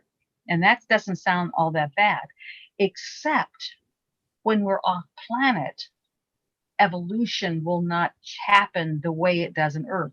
10 years isn't 10 years. 100 years isn't 100 years. That literally you'll be evolving so that you will be evolving past the ability to have a physicality. So if we have to do a full planetary cleanse, we lose our physicality. We lose what makes Earth an incredibly important experience. We come back more in the etheric body vibration that we were in the beginning.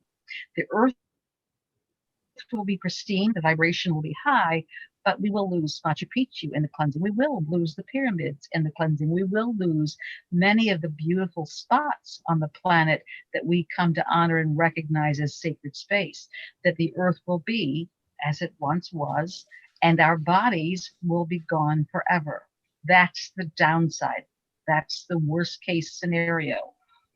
Easy, smooth transition. You don't even know it's going all the way to this planetary cleanse, the two extremes. Now, what's happening in the interim, in this place that we are now in the transition, where we have, and I'm going to say things that I assume, that you can argue with, and you may not agree with me, and that's fine. I don't ask you to become, a believer or follower, or I have nothing to gain from this conversation, that you each have to find your own truth. And what's going on now is this struggle for the occupation of the planet. Humanity, we're here, but we're not the only ones here. Right now we have 51 different alien species living on the planet. And some we are working with, as far as humanity work with, some are here for their own agenda. There's all kinds of things going on. We have been very egocentric and saying, this is our world and we own this planet. Well, guess what? We don't. It's as ego driven as, what's the guy? Elon Musk, who's now shooting things to Mars to alter the Mars atmosphere so that we can colonize Mars. Well, hell, how many assumptions does that make that there's nobody living on Mars, that we have the right to interfere with another planet? I mean, you think about how ego driven that concept is, that we're going to change this planet so it's better for us. But that's exactly the mindset for some of the alien species now living on the planet. They're doing their best to alter the planet so they can keep residency here. I mean, who in their right mind is going to destroy our atmosphere?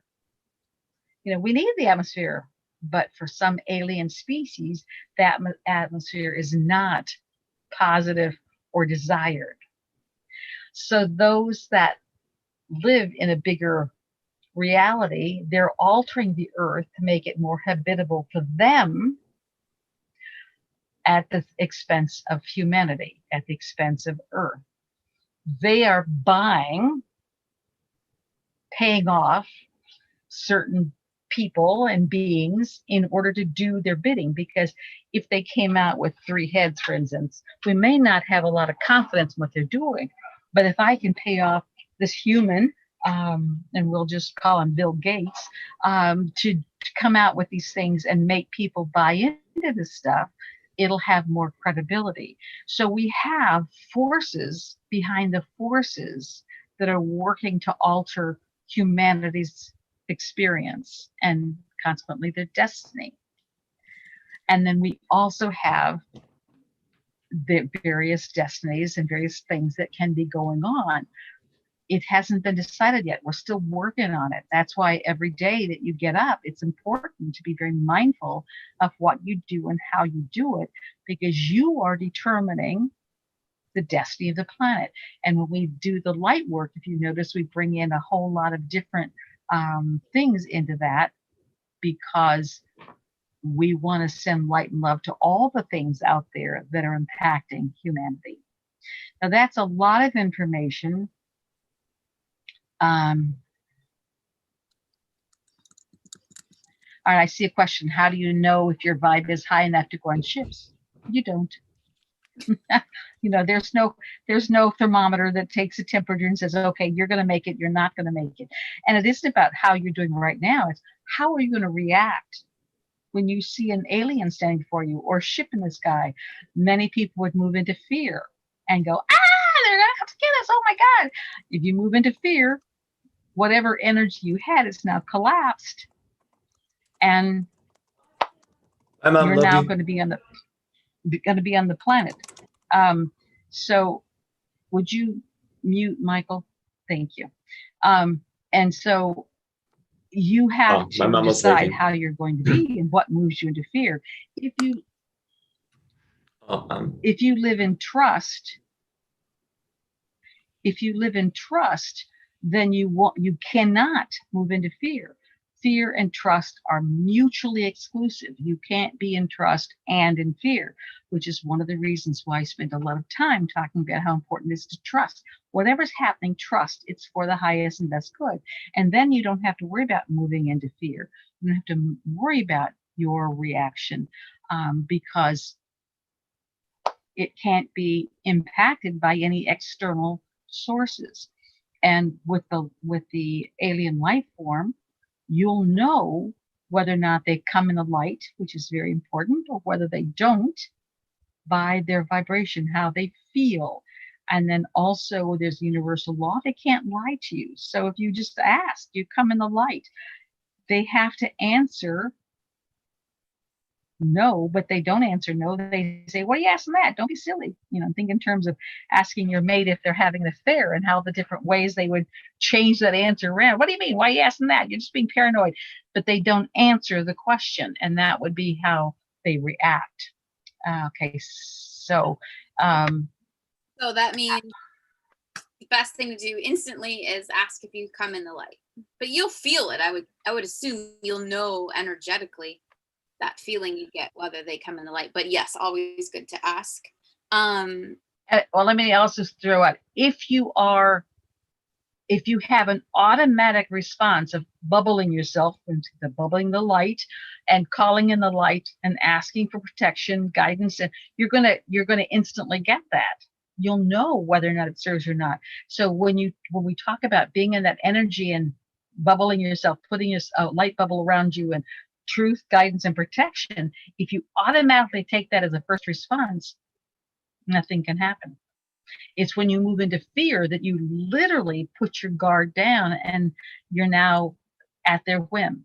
And so it's very important that you are mindful of that. Okay, now Stacy. Yes, there's 3 questions. Sue has.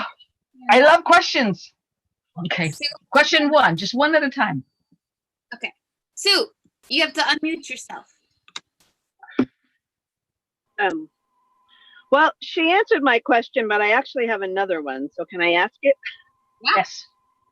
Okay, so you were talking about when ETs appear to you. So I had an interesting experience in May, and for the last few months, I've been trying to discern this being. So I did a little San Pedro, and I did a puja ceremony to kind of prepare myself, and I went out in my backyard. And as per Dr. Stephen Greer, I invited any ETs that wanted to speak to me to come to me, but I prefaced it with anyone that's of the light and of the highest good and blah, blah, blah. Yay, smart lady. Yeah. So this little dude showed up. He looks like a gray in my mind. But he's chubbier than a gray. And his name is Lotar. And I asked him, I said, are you of the light? And he said, you know that within yourself. And then I was sitting in the sun and I talked to him a little bit, but I was dozing off and I was like, I'll talk to you later. And then he came to me a couple of times, like in twilight sleep as I was falling asleep. And I didn't want to talk to him. I was like, I'm going to sleep now. So fast forward a few months, he's kind of been around, but I don't really know what his deal is. And then Lori Ladd did this light bath thing, and she said, invite in your family of light.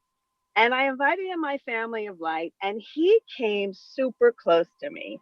And I was like, whoa, I don't know who you are yet. And I'm not sure you're part of my family of light. So I'd like you to step back. And I kept asking him to do that. And he did not do that, which really pissed me off because I felt like it was disrespectful. And I've asked different people about him because I still don't really get this being's deal. I don't know I've been told his intention to me is not malevolent, that it might be a cultural thing, like he didn't respect my boundaries because he has a different culture from wherever he comes from. But I'm No. still kind of like a big question mark about this being, and I'm All kind right. of ignoring him because All I right, don't you have know. to stop. You have to stop Sorry. talking if you want me to answer the question. Okay, I was just trying to give you the whole deal. I know, But and I'll there's tell you. there's a whole lot of stuff there, and you don't have to mute. Just let me have a chance to talk some because Okay. as I get older, my memory gets shorter. Cancel. First of all, you have the right not to be back them. You invited them in. When you invite them in, I'm really happy to hear that you said you added the light bit. But when you invite them in, it is much harder to get rid of them. So you want to be very careful of who you invite in. I used to do radio shows, or I still do radio shows, but where people would call in and ask me questions, and I would talk to their dead uncles and dead relatives. And then I was doing the show in Chicago, Man Cow, and his father came in, who was a very controlling man. I couldn't get the man to leave. I mean, it was a major thing to get him to leave. And like you, I always thought they had to listen to us. And when I couldn't get him to leave, it concerned me. So now I don't talk to just anybody. I have a spiritual guard that is my go-between. So I talk to my spiritual advisor who talks to the dead people. So I don't make that direct connection, because when I couldn't get rid of it, it's like, no, that's not the game I'm playing. I want to know who I allow in my dominion and who isn't. So you have the right, if he's not honoring your boundaries, your spiritual boundaries, that is a concern. When he said, you know who I am, or you know what the truth is, that's not good enough. Don't give up. Just say, I want it to come from you. Do you come in the light? And make them answer you directly, yes or no. That's really important, because if they're throwing around these games and questions and and follow your heart and blah, blah, that can be a cover. And so make them answer, come in the light, but then also give them the parameters. If you had a house guest, you'd say, okay, you can stay 2 days and then you're out. Well, the same thing happens when you're inviting these spiritual beings, and it's very real. So you can also put the parameters up there, or call in an angel to act as a guardian and interpret his message. Why is he? Maybe there's something important that you're supposed to do with him, and he's there to remind you of it, in which case you want to hear what his message is. But what you want to say is, I want to know why you're here and what your intentions are, that he will give you that. I don't get that he's really serving you. He's more dealing with his curiosity. He's more interested in how you function. And so but you have every right to say, no, I don't want to play this. This is not how I want to interact. But put up your parameters. Okay, if you're talking on the phone to someone, you get to decide how long you're going to be on the phone, and then you hang up. If you're visiting someone, you get to decide how long you visit and hang up. They don't get to just hang with you forever. And I have had requests to have spiritual people shadow me. They want to learn from me from the other side, and that just creeps me out. It's like, no, I don't want spiritual shadows. I don't want someone looking over my shoulder, whether they're alive or dead. And so this is my life. I get to decide how I live it. But be very mindful of what you're doing. Words are powerful. And if you invite them in, it is much more difficult to get rid of them. But I would do some automatic writing on, what are you trying to teach me? What are you trying to tell me? What is our mission together? What is our tie together? Ask questions he must answer them. And it can come from him or somebody else. You don't have to talk to him if you feel that's going to exacerbate. But going back to the bigger picture, everybody on the planet, especially the light workers, have had alien contact, either in their dream state or in physicality. They may or not remember it, but they have all had real alien contact because we're being prepared to meet our cosmic cousins and be able to do it without fear. But right now, humanity isn't ready for it, which is why we move into fear with it. And the next level of control from our government may be a fake alien invasion. If we have a fake alien invasion, tune in. I'll tell you my read on it. But because right now humanity has one of two reactions to the alien contact. Either they fall down in fear and say, "Oh, I'm so scared. I'm so weak and helpless," or they fall down on their knees to worship them. "Oh, you're so smart and so bright." We will not have open relationships until we recognize they are us, we are them, and that we are equal. When we recognize our equality to all else, then we'll begin to have open contact. But right now, based on humanity's reaction and fear and feeling they're superior in all kinds of ways, we're not ready for it. Each person has to get ready for it in their own way. So for you asked for it, you got it, and now you don't know what to do with it. So you got to get clear on your intentions and how you're going to have it serve you. Your little Lotar, I don't think is intentionally harmful, but he certainly doesn't sound like he's serving you. Mm-hmm. So Okay. That's my reaction. Any Yeah. other questions? Can I? Oh, I just wanted to Wait, discuss something. let me finish with her, and then you can add. But let her finish first. Okay. Not about him, but can I share something really quick about another ET experience that was really cool and positive? Well, before you do that, if you're having a lot of ET experiences, you need to look at what you need to do to become aware of your ET connections. These aren't happening by accident. Aspects of our soul are actually living in these ships. We are them, they are us. We have been in these worlds. You're probably much more familiar with the ET world than what you're acknowledging in your little human body, which is what's drawing you to those experiences. So go ahead. What's your other experience?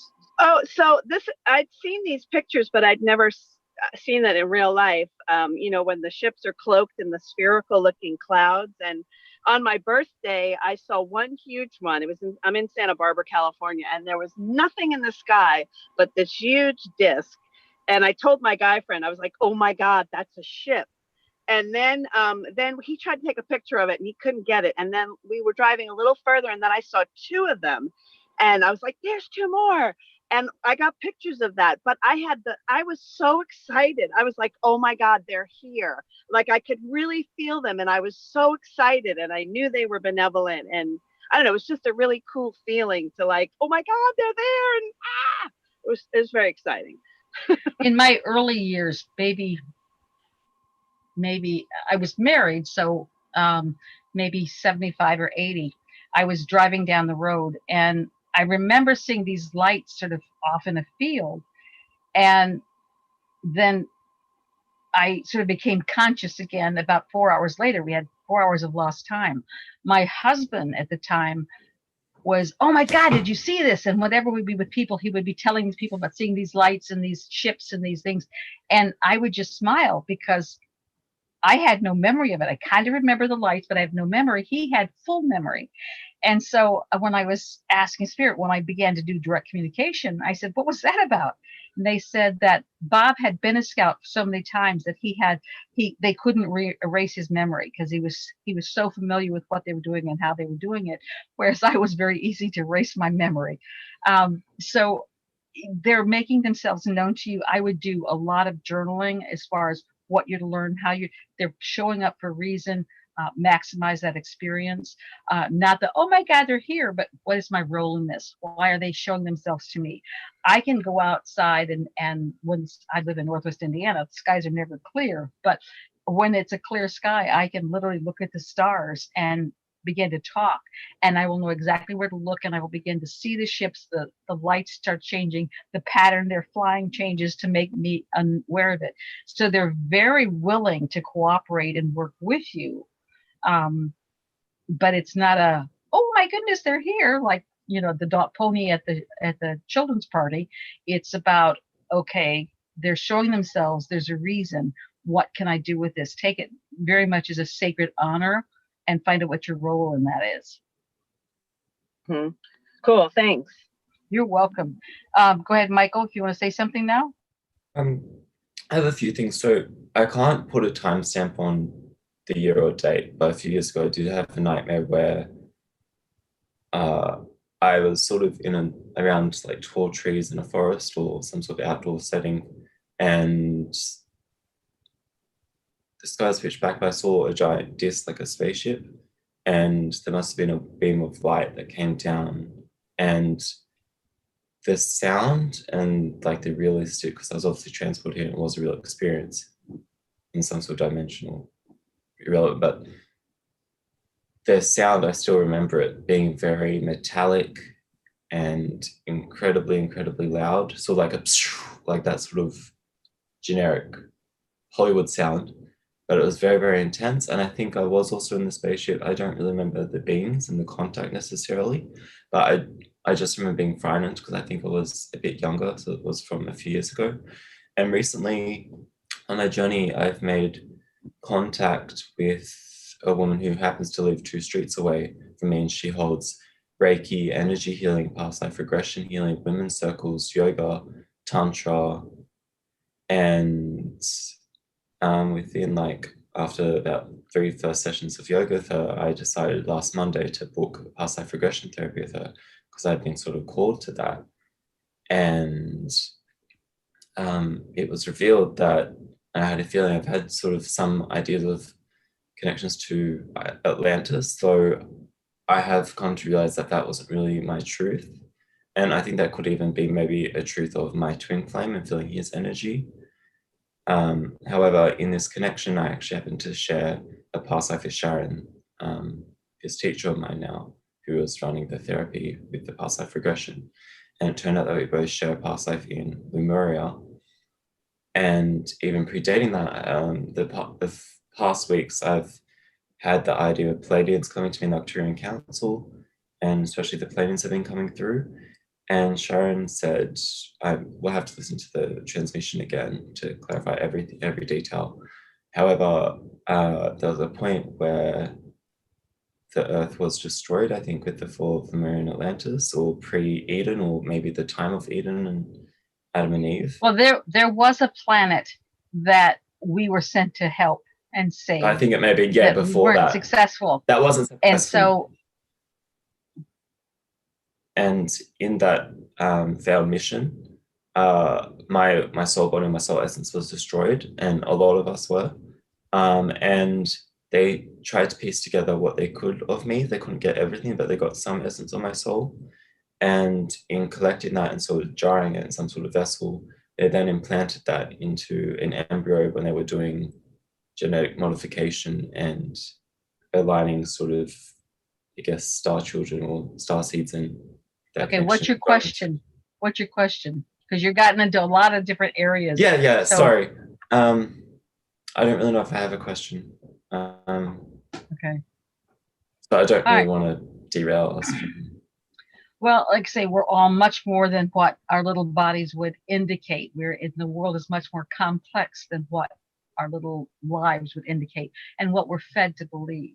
One point in my journey, I was, as I say, taken aboard ship, but another time I was literally allowed to see in consciousness the other aspects of my life who were on ship. And that was very, very challenging to live in this life, but be aware of that experience at the same time. So I said, I don't really want to do that. If I'm doing dishes, I don't want to worry about something out in space. And then the same thing with many aspects of life. I've been shown all kinds of things going on, and just trust that you are more powerful than you dared imagine. And we're just learning how to step into our power and be a part of it. But we're not alone in this journey. We have many, many, what I lovingly call our cosmic cousins, who are here to assist us. And I've been shown many of them. I'm told that I'm going to write a book about aliens, but I haven't done it yet. So, but one of the most brilliant, the most advanced species looks like a giant praying mantis. If you can imagine a giant 10-foot praying mantis. And so if we're a culture that doesn't like someone because of the color of their skin or the kind of hair they got, we got a few problems before we can stand as equals with a praying mantis. And that's really where we're going now. You've got to see yourself as equal to all others, and no one is less than and no one is greater than. I may be smarter and more experienced than person X, but they may be more creative and more talented in music than I am. We all have our gifts and our talents, and recognizing and honoring those aspects of ourselves. And I know I could stand nose to nose to a 10-foot praying mantis and recognize and accept my equality. Can you? And that's why we don't have open contact yet. It sounds like Sue is being prepared for open contact. And you all, if you think you're having dreams about alien contacts, if you're lay out in the sky and you can see the stars. I live in the 6th most polluted county in the country. Surprise. And so I don't see a lot of the stars here, but you may in your area talk to the spiritual helpers in the skies that are here to help the earth.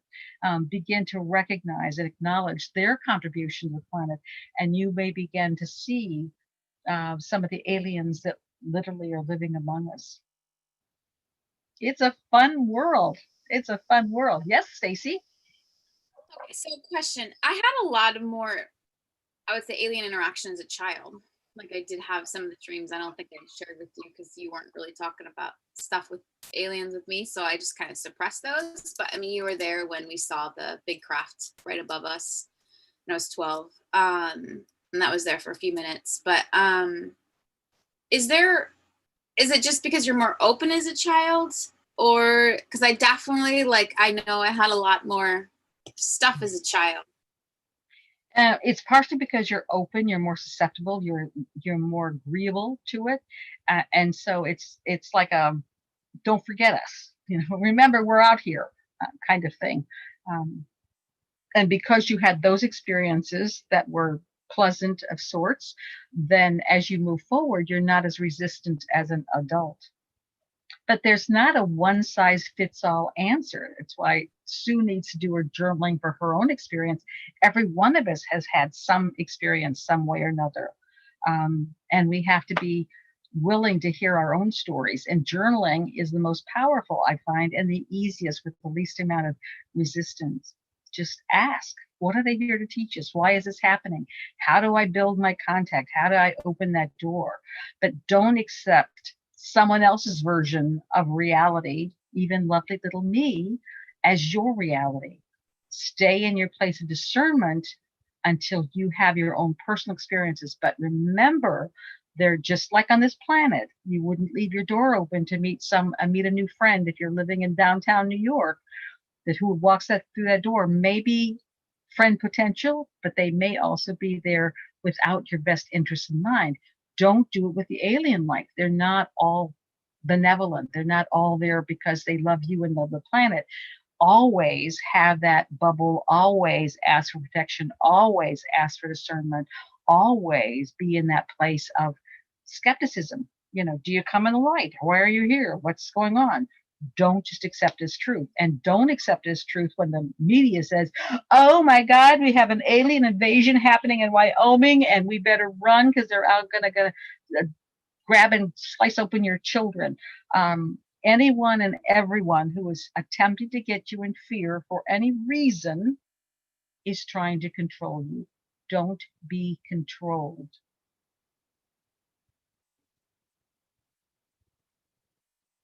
And when you are in fear, I know I've been a lot of in fear in the past. So I found the trick when I do find myself in fear, I realize it's a choice. And then I'm like, do I want to stay in fear? And then I was like, nope, I choose to be sovereign. I choose to be in love. I choose to be in light. I choose to have my protective bubble that nothing can interfere with me, that I am safe. Like I'll go through and have a little monologue inside until I can feel energetically that I'm kind of back into my jam, I guess you could say. Well, just like we said in that light experience we did in the beginning, imagine immediately going to center, reconnecting with your divinity, as well as being grounded in the earth energy, and get to that place of stability. Breathing is one of the most powerful things you can do. So that intentional breathing in and pulling in light and love, and breathing out, releasing all the restrictions, all the things that don't serve you, can get you back into balance. But have your go-to. We had fire drills when we were in elementary school over and over again. So when the fire bell rang, we all automatically did what we've been trained to do. Train yourself to have these automatic reactions. Don't just go, oh my God, I'm in fear. Just, okay, go to center, whatever that means to you, restabilize, and then move through it. You're human. You may move into fear, but don't stay there. As Stacy said, staying there is a choice. Fear never serves you. And I saw a book that even talked about the virtue of fear and how powerful fear was. Fear teaches you nothing that discernment can't teach better and more effectively. So don't buy the story that fear is healthy and it protects you. It does not. It makes you much more vulnerable. Discernment is what you want, not fear. Dwayne, would you add your lovely voice and pearls of wisdom to our conversation? Now, Dwayne lives out in the woods in Wisconsin, or near the woods anyway. So I know that he's had lots of experiences. So Dwayne, would you like to add something? No, I'm just observing. I've seen things out in the woods, like they call them elementals, Yeah. They're about that high. But them I see a lot of, and it seems like more and more the last couple of years. I don't feel no threat from them. They actually seem kind of lighthearted, lightness to them. In the tip, if you look at Lake Michigan, that comes down like a finger, Crown Point is right at the tip of the finger. And it's also the splitting point of the fault line that separates the east and west continent. And many psychics have seen that fault line splitting, and that we literally divide the earth from Lake Michigan down into the Gulf of Mexico, just splitting it wide open. There's a lot of UFO activity in that area. And I'm told it's because of the work they continue to do on the fault line to keep this continent together. LA is another place where there's a lot of activity, UFO activity offshore. Wherever you're living, it's not by accident. I'm sure you are also having UFO activity. Once you become aware of it and open to it, you'll see it. Yeah, and if you don't see it, go ahead. We actually have, it's not really on the thumb of Wisconsin. It's kind of slightly off to the west, and it starts up in the Northern Highland region, and they call it the Northern Highland region divide, and it's where the two watersheds separate. Okay. The one goes into the St. Lawrence Seaway and out that way, and then the other half it'll drain off into the Mississippi, and everything goes off that way.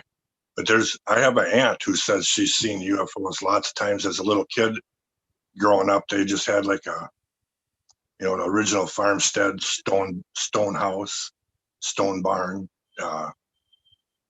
So she says she's seen quite a bit in her younger days.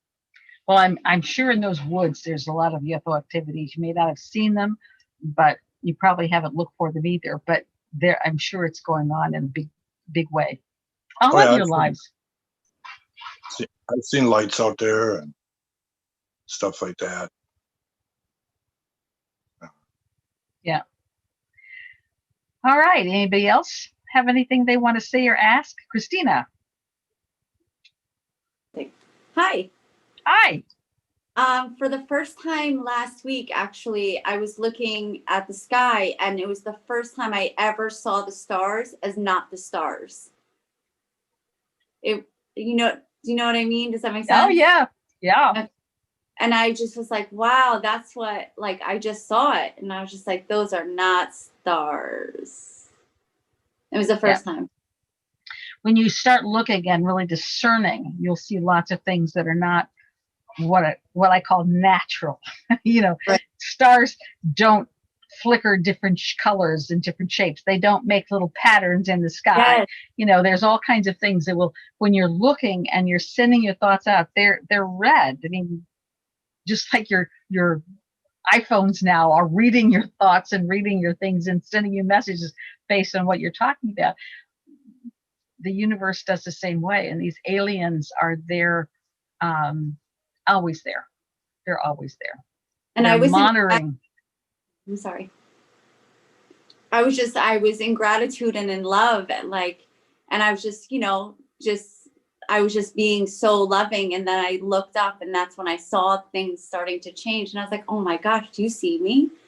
You're seeing through new eyes. You remember when we add our love filters? When you look at the world through love, you see things differently. Mm-hmm. And that's really important. I've told the story before, but I love the story. For 20 plus years, I owned childcare centers. I had 4 different childcare centers, and they were, about 100 kids each center. And one day, this 4-year-old was drawing this picture, and it was like I've never seen anything like it. If you've ever looked at the cockpit of an airplane when you're getting on or off an airplane, you see the dials and levers, and it's very busy and it's very big. And that's what his drawing was. It was all kinds of levers and things. I wish I'd taken a picture of it or kept it, but it was just all kinds of very scientific, very precise, very explicit things. And so is why my habit, I never make statements. I ask questions, and I said, oh, that's an interesting picture. Tell me about it. And he goes, well, this is the controls of my craft. And I'm thinking, controls of my craft? And I said, oh, tell me about your craft. He goes, well, I'm a captain in the Ashtar Command. And I'm thinking, Ashtar. Inside, I'm exploding. Outside, I'm acting very calm. And I said, oh, you're in the Ashtar Command? He said, yes. And I'm thinking, well, maybe his mom's talking about it and he's hearing him talk and whatever. But this drawing was nothing like a 4-year-old ever drew. So I said, oh, is your mom in the Ashtar Command? And he said, well, she is, but she doesn't know she is. Oh my goodness, how wonderful.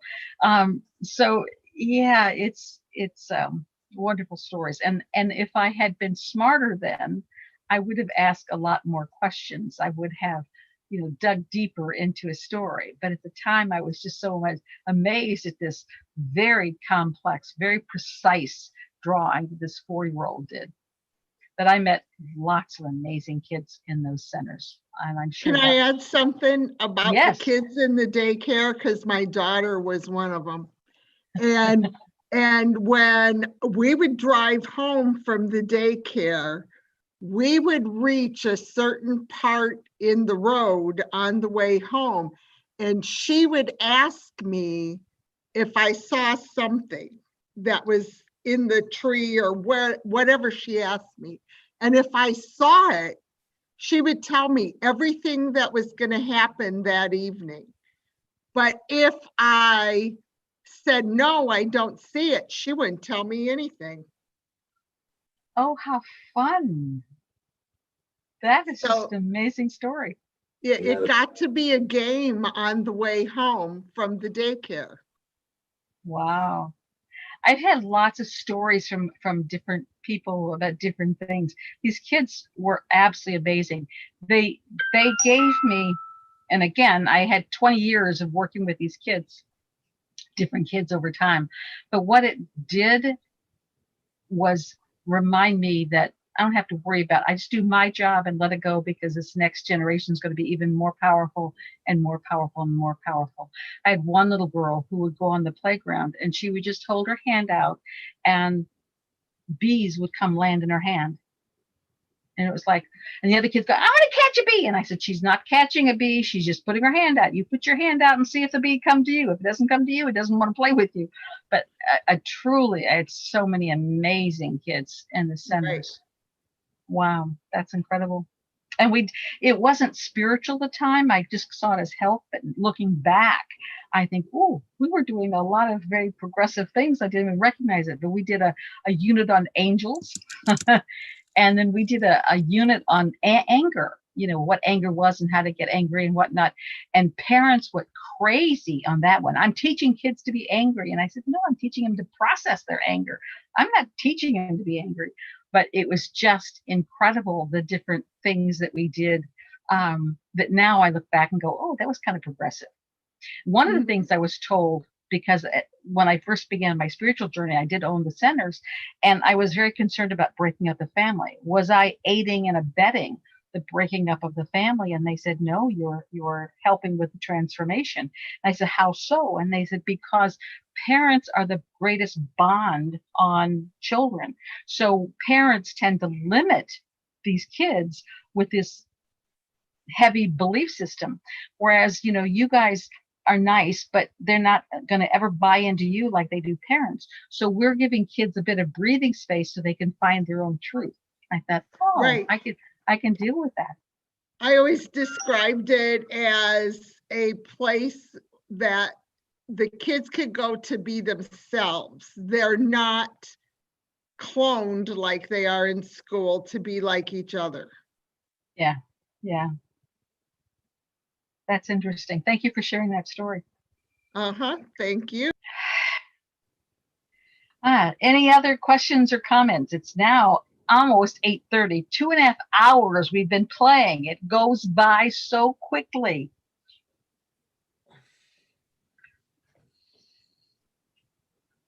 We will not be doing spirit sprinkles because of the time. But I think that the time has been well spent. Next time we'll do some spirit sprinkles. Yes, this Michael. is very short. Just sometimes I've noticed, like if I go on a night walk and you see like city lights or just suburban lights. You have to talk slower because I don't understand you. Sorry. Okay. Occasionally when I've been going on a night walk and I see suburban or city lights in the distance, I have that sort of clairsentience that I could almost be akin to being out in the galaxy, and those being stars and solar systems. And even the other day with a clairvoyant friend of mine walking by the beach, I had this feeling that the ocean itself was sort of suspended.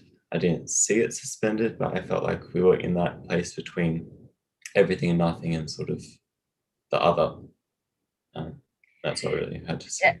Again, I couldn't begin to interpret this universe, this world, this experience we have. It's just exceedingly complex. One of the things that I've been told and shown is that every time you have a point of decision, that you choose a path and you can continue on your path, but there's a part of you that also chooses the other choice.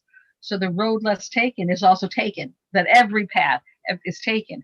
And these all exist in parallel universes. And I was shown one time, actually taken to different universes to show how it worked. But it's so complex, I couldn't even begin to explain. But it's as if every time you blink your eyes, you are also operating in this other universe with full consciousness as well. So it's very deep. And you have to recognize that the best way to interpret your world is to ask. Ask and it shall be given. You just have to ask and you'll be given whatever you need to know. You'll be told whatever it is that you need to know. And then you can do whatever it is that you feel is necessary to do. But it really is an incredible adventure. We have entered into when we come to the planet. You are not just human. You are so much more, and the world is so much more complex. And if you will begin to see it as a game, it can really be fun. Again, I've told the story, but it fits in very well here.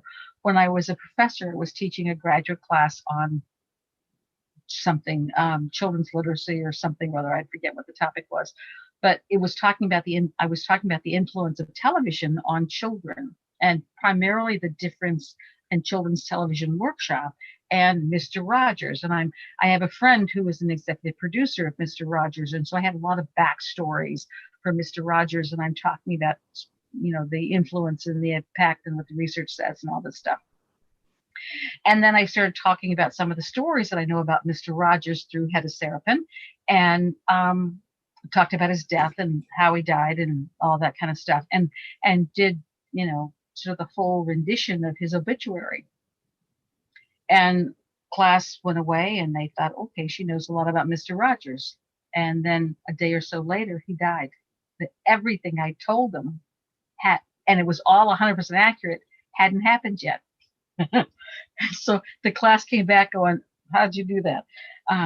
But I think it was a glitch in the matrix or something. I got a bit ahead of me, but it was very real.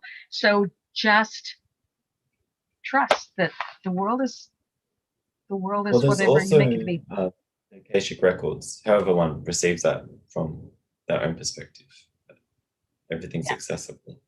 Yeah. Well, and I access the Akashic records through the energy.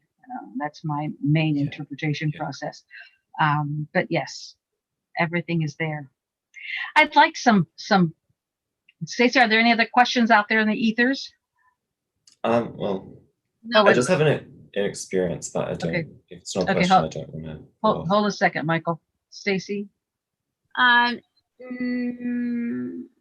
No, but there is a lot of comments like, wow, this makes sense, or that connects. So I understand how you're saying that. But then there's something about like Men in Black too, how they erase your memory, and there's a lot of truth. A lot of truth comes through the Hollywood movies. And so if you're drawn to a movie, by all means, watch it. I think the best interpretation of time, how time works, is in Bill and Ted's Excellent Adventure. I was told, and it's a movie that I would never have watched, Total Recall. And I've watched it several times, and I can't even remember what it's about, but that had a lot of truth in it spiritually. So I watched Total Recall. So if you're drawn to a Hollywood movie, you can, and if you ask to know truth, you'll often recognize little bits of how the universe works. And it's quite profound. Okay, Michael, you can ask your question. 3 sort of like Hollywood or like influences I find it very strong. Like Frozen 2, I think for self-empowerment and knowing the power within was really good. And artists like Ariana Grande and Dua Lipa, you can definitely see the messages coming through their music. And however, I had one experience where, though I was quite sleep deprived, I'd been fired from a job, and I knew it didn't agree with me. I was quite burnt out with the energy. It was in a bar setting around alcohol, cigarettes, negative energy. And I'd come across this sort of sexual connection at first by a gentleman who told me about mirror scrying, or just seeing past lives through staring at oneself. And at the time, because there's a lot going on, I kind of just eased into it. And there was this moment in time where it felt like the train had stopped for a duration of like 3 years. That was kind of like a sentience. I just felt like I'd been there for ages. And I was so tired, I had nothing else to do. My phone was almost dead, or I didn't want to use my phone. The carriage door had opened and there was no one else on the platform outside. I was just totally alone on the train. Well, that's what I felt. And the only thing I could think to do in that instance was look one window in front of me at the opposite seats at the window and stare into myself. And I didn't break contact. And it felt like every 3 seconds, the light would dim darker and darker. And I'd see men, women, animals. Then it would be quite anthropomorphic between animals and humans. And eventually I saw not exactly a skull, but the silhouette of a skull, so white against black, so white against negative space. And I kept staring into the sockets, and then I had no reflection at all. All I saw was the window as if I wasn't even there. So it was like a vampire, no reflection at all whatsoever. And then the lights had gone dark in the instant street, and I think I just like sort of tapped out. And then when I came back to, I was back in myself, the train started moving again. Interesting. Sounds like I you've have had a some lot of ideas interesting about it, experience but- in your life. Yeah. Yeah. And I do recommend that all of you do a life inventory. And as you go through the different ages of your life, you'll remember weird stories. You'll remember occurrences that now, looking back, are just a little bit out of sequence. Like Stacey was talking about her alien experiences. Journal them out. Those things are very important dots to connect for your spiritual journey. And by remembering them, by reviewing them, by visiting them, asking questions about them, they'll help you a lot as you move forward in your life. You hear me talk about, once I started doing open communication, I went back through my life and, well, what happened here? What happened here? How did this work? You know, and so I had a lot of blanks filled in for my life experiences once I was able to do that direct communication. Just having trust and putting the questions out there. Is that what you would say? Well, trusted that you'll get the answer. And it may Yeah. not get it in the way you expected. It may be that you're drawn to pick up a book, or that you overhear a conversation or something, but the answer must come back to you. Ask and you shall receive. Trust and be open to it. And you do have the interdimensional communication, the art and science of talking to ghosts, spirits, and other dead people and angels. And it's interdimensional because most of our beings are higher dimensional beings.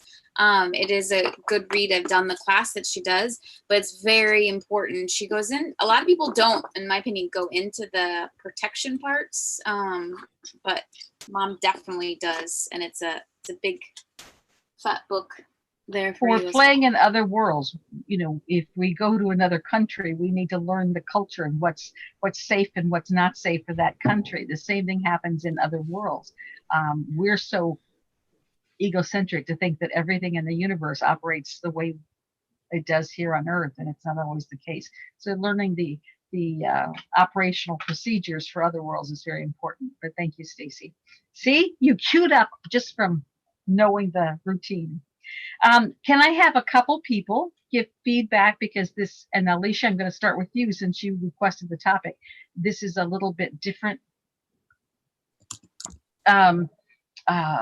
than we've talked about, but if you would like to share your reactions and your thoughts, and anybody else who wants to share their reactions and thoughts about this experience. And then, okay, Stacey, I'm going to have you read a couple comments from the ethers, and then I'll close up till next Thursday. Unless something big happens and I do something else. If you're new, please feel free to send me your email address, and then I'll put you on our list. So when I send out things to the people on these calls, you'll be included. If you're Just in the chat window? Chat's window is fine. Chat window, or the people on ethers, just give it to Stacey online. Okay, now Alicia. For me, it kind of gives me I can't say direction, but whether or not feel like I'm heading in the right direction, the right path, the right whatever to do. And when you were talking about this didn't used to be the most polluted place in the country, but because when I was little, I would lay in the backyard and we saw ships all the time.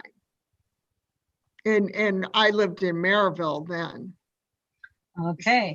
Well, again, think in terms of the racial tension, the pollution, the violence, all those things create the density, which creates the pollution. Pollution is always the manifestation of the density of the areas. Light workers are sent where they're needed.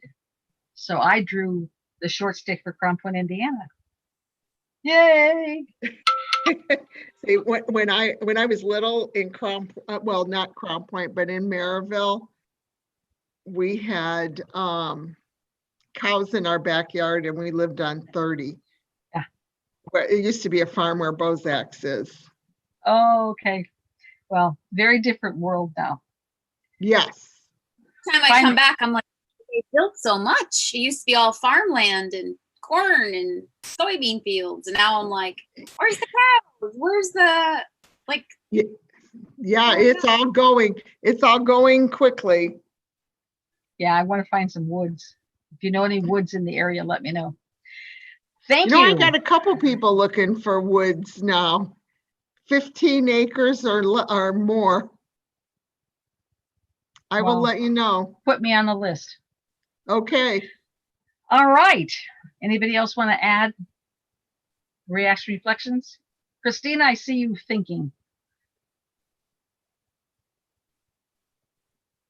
Always thinking. Always. Yeah. That was super fun. I loved it. Okay. Nothing shocking? Yeah, everything. Okay. Which is great. You know, that means that we're moving along. We're moving. Yeah. And I love. Yeah. And again, your questions guide the content. Alicia brought it up, so we had to finish it. So Thank you, Alicia.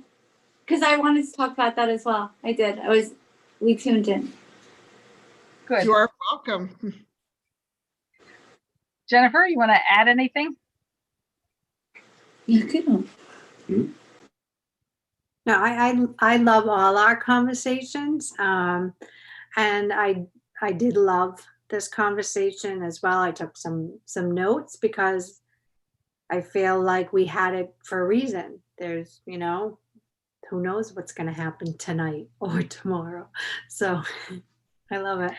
I always feel the most vulnerable in conversations like this because remember, I've been operating for 30 years in the academic world as a university professor. Talking about your aliens, you know, is not quite comfortable. Some people think you're a little wacko. So, and then I also can lovingly say that my mother was an alien. You know, every January she had to fill out her alien report form because she was the subject of the British Crown. So I've grown up with aliens in many different ways. And it was always kind of fun. You've always been because I used to think you were a little crazy and be like, Mom, maybe you shouldn't say it like that. Because I was part of that.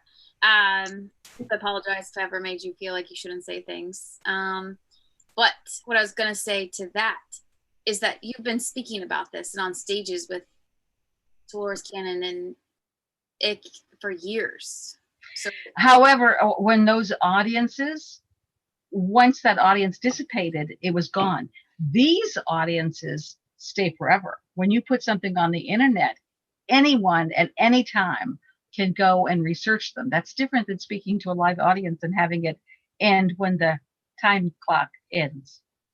Yeah, it's a different kind of vulnerability. But if you've been to Pyramid or Alien things, Mom's been speaking at them for many years. Yeah. It only just clicks that you're related. Oh, that's my mom. Yeah. That's my mom. That's funny.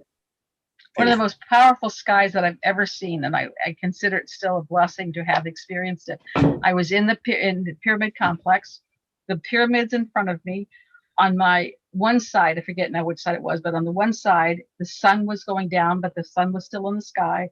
On the other side, the moon was coming up. It was a full moon, and directly overhead was Hale-Bopp Comet. And it's like, oh my God, this is such a privilege. And they were all so clear and so perfect. So, wow. Yeah, I've been blessed to see a lot of things. We, for those of you that are new, we do spiritual tours to Egypt, usually once, sometimes twice a year. As of now, we're going to be going in May. The February trip has been pushed because of our unknown travel status at this current moment. Wow. When we do go, we run out the pyramids, inshallah. We don't have control over that. It's a government regulated situation. And there's some of the flights already talking about you're going to have to get a vaccine in order to fly. And if that happens, I will never fly again. They will have to kill me to give me a vaccine.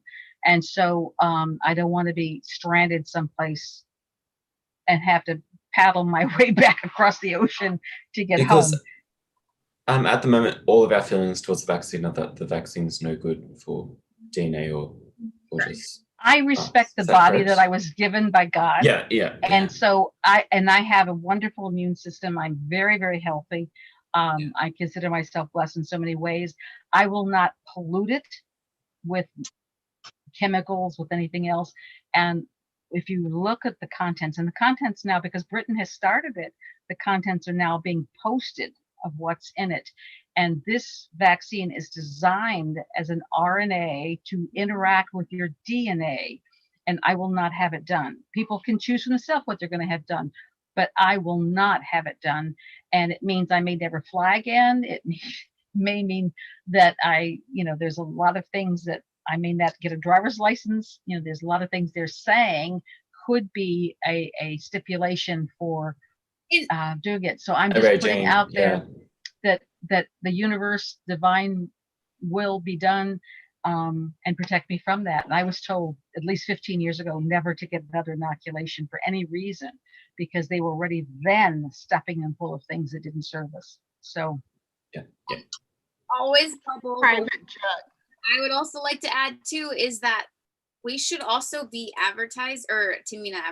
standing up for having them be responsible financially for any backlash of any of their products that they're putting out.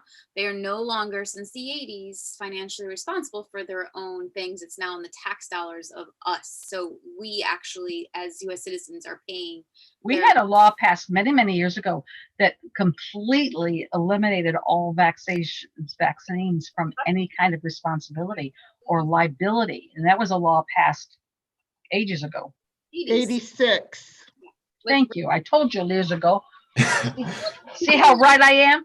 The pressure back on is making them financially responsible. So then if they know what's going on, then they're going to be less likely to put it out because they know that's a financial tab. So I definitely also say, let's make them financially responsible again for all. You just I agree. While you're doing that, I'm not taking a vaccine. So it may mean I don't get a driver's license. It may mean I can't fly again. I'm not willing to fly at this point in time and risk being stranded in some country that's going to require me to do something I don't want to do. So that everybody gets to decide for themselves. And the whole point of that, private jet, it may be different. Private jet. Okay, I have friends that go private jet. And they said it's only about $50 more than commercial. Can you please introduce me to your friends?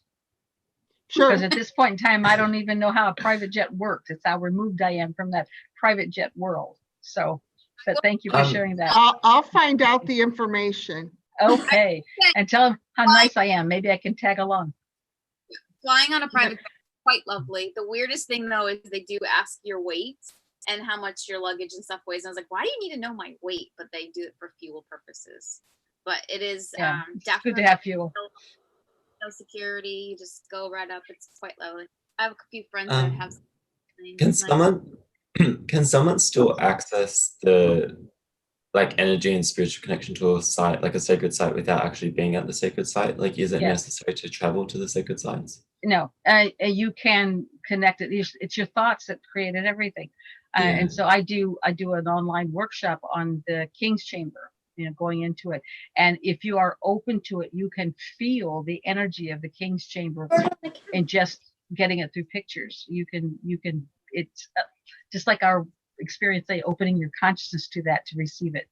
And yes, you can get all of those experiences, and many people do. Of course, travel is an amazing experience, though. The direct connection. Yeah, especially to Egypt. It's mind-boggling. All right. Anybody else want to share any thoughts or any insights? And then we'll I just want to real quick, Candace, your favorite student, is on, and she's like, she can't add too much because she did come on late, but she can't wait to rewatch, and she loves this topic. Oh, good. Candace is very visual, so whenever I'm talking, she's shaking her head yes, or she's very engaged in the conversation, which gives the speaker, me, some feedback, which I love. So thank you, Candace. I missed your head shaking. Anybody else want to add anything? Otherwise, it's 8:40. I feel like What? George, when we talked to Christina, did George want to say something? George, did you want to say something? No, I was just talking with her. It's like I've never, when you're talking about those alien stories, you know, in the spaceships, this is the first time I've heard of it like that, you know. And you didn't go, ah! That's a good No, thing. I was definitely intrigued. I wanted to hear about it, but it was just, you know, it was different. I never heard it like that. So, you know, I did enjoy it. Yeah, it's sort of a different version of the biblical stories, but it's very Right. much Can I preparing ask- us. And if you want the full story, then read Many Were Called, Few Were Chosen. And I don't. that was the book Hey, that Christina says she has that, so I'll get her. Yeah, I hear you're reading Perfect Power. So, and for you guys who reading my books and or have read my books, I would love a little testimonial for each book, because as I'm redesigning the website for the books, I want little testimonials for each book. And so if you've written a testimonial for one book but read this one, I'd love one for this one too. So please feel free. And for the people who've read my new book, I'd really like to have a testimonial. So please. All right. Mayfer, you want to add anything? Taylor, you want to add anything? Dwayne, you want to add anything? No, I'm good. I thought I had, but I'm not sure. Sorry, that's not really an answer. Well, figure it out and then send me a testimonial. I need those. It was just and I don't want to like derail. Like when you, I guess I'll word this. When you get contacted by different councils, is there always merit in them contacting you? Because I guess obviously you can feel in the vibration if it's not right for you though as well. Because a particular council's tried contacting me, but I don't feel like it's the right path. For my truth, and everybody has to find their own truth, I do not know any council that is of the light that actively seeks out and contacts people in the conscious state. They may contact you in the sleep state or in a higher consciousness where you're not mentally in that process. And I have been aware of council meetings where I'm a part of, but it's not like a committee who calls you and say, hey, we need your input on this issue. It's a much different process than that. So I personally would be very leery, lots of discernment, lots of protection, lots of guidance. The other thing, if I'm getting someone who says they're a council wanting to contact me, because these councils are not, looking for people to report on earthly issues. They have more information than we can fathom. I mean, we're still looking at our limited physical way. It's much bigger than that. So I would, again, Well, not so much councils, but like organizations in a way. I guess that's all I can really say on it, I think. But. Well, just continue to be mindful of and discernment, the source and discernment and protection and bubble. The easiest thing is to immediately put on your bubble and the highest energies, let it be the first filter. So with that, almost 3 hours, Stacey, you want to say something? Yes, because one of the things that you've mentioned before that I think is important is when we are talking about the other dimensions, the other beings, that they are usually very apt to not having you be in fear, to not having you. So they are, I find, much more respectful until you are truly really ready. But I find that and they have the ability to transform, to mute, to do different things, and to shape shift and all kinds of things that we technically do too. But well, also we're connected to them at a different level of consciousness. So it's not like they can only talk to us in this physical body, this physical life. We are connected to them, but in a way that we yet aren't ready to understand. Yeah, we might not be consciously aware in this moment, but it's happening now. Yeah. So, okay. Thank you, Alicia, for this very stimulating topic. We expect another one next week. Not even get a smile out of that. And May first said, I love the conversation. I always believe we are not alone. And we aren't. We have Is so it always much help. the same chat group, like number and everything, like code? Yes. No. The Zoom. Oh, Okay, the yes. chat number is the same, but the group is very much Yeah, different from of session. course, it changes. Yeah. Okay, awesome. If you're feeling a need to connect, then you do, and if you don't feel the need, then or life gets busy, then you go to that. Any Is other this the usual questions, time Stacey? frame across like countries and?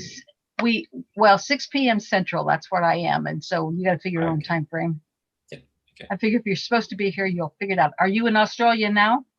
Yes. So it's like Okay. 1:51 now. Okay. Oh, wow. I did a wine tour across Australia and rented a Like car Hunter Valley? with a friend.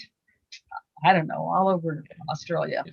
But a friend and I rented a car and drove and had to sign a little form that if we hit a kangaroo, we had to promise to check it for joeys. And it's like, oh my God, I don't want to check a dead kangaroo for anything, but lovely experience. And thank you for Yeah. joining us. And the rest of you, thank you for joining us. And do you have something you're saying or just saying goodbye, George? I was saying goodbye. Love you. Okay. Thank you. Okay. Mwah. If you want See you next. go to heatherharder.com and I am stacyharder.com. Again, heatherharder.com. You can sign up for the email list and hopefully she'll send you reminders of when we're going live, as well as this is every Thursday, Cosmic Conversations. We go live at 4 p.m. Pacific time, 6 p.m. Central, 7 p.m. Eastern in the U.S. Standard Time Zones. And we do meet on Zoom and we do our best to go live on Instagram as well as YouTube.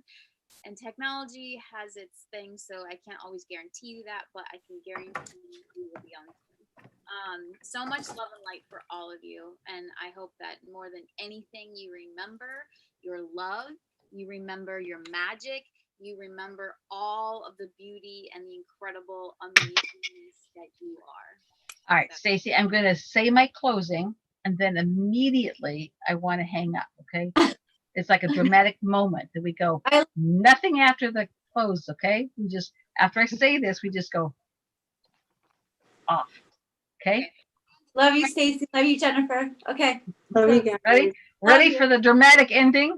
Yes. No reading a PS thing. Okay.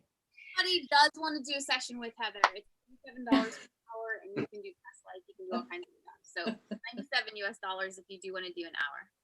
I just think it's Oh, fun to do. cool. Awesome. Yeah. $99 if you want a reading with Heather. Okay. Let us close in the beauty of peace and understanding. Let us stay open to the gentle whispers of the universe and her teaching. Let love keep us warm, safe, and confident. Assist us to remember the gentle way, the compassionate path, the empowered highway of courage, and our commitment to the road of service. Remind us to stay open to the blessings and joy of our sacred journey and all those in the non-physical who assist us in every way. Until next time, I remain your committed friend and send you loads of love, light, and laughter until we meet again.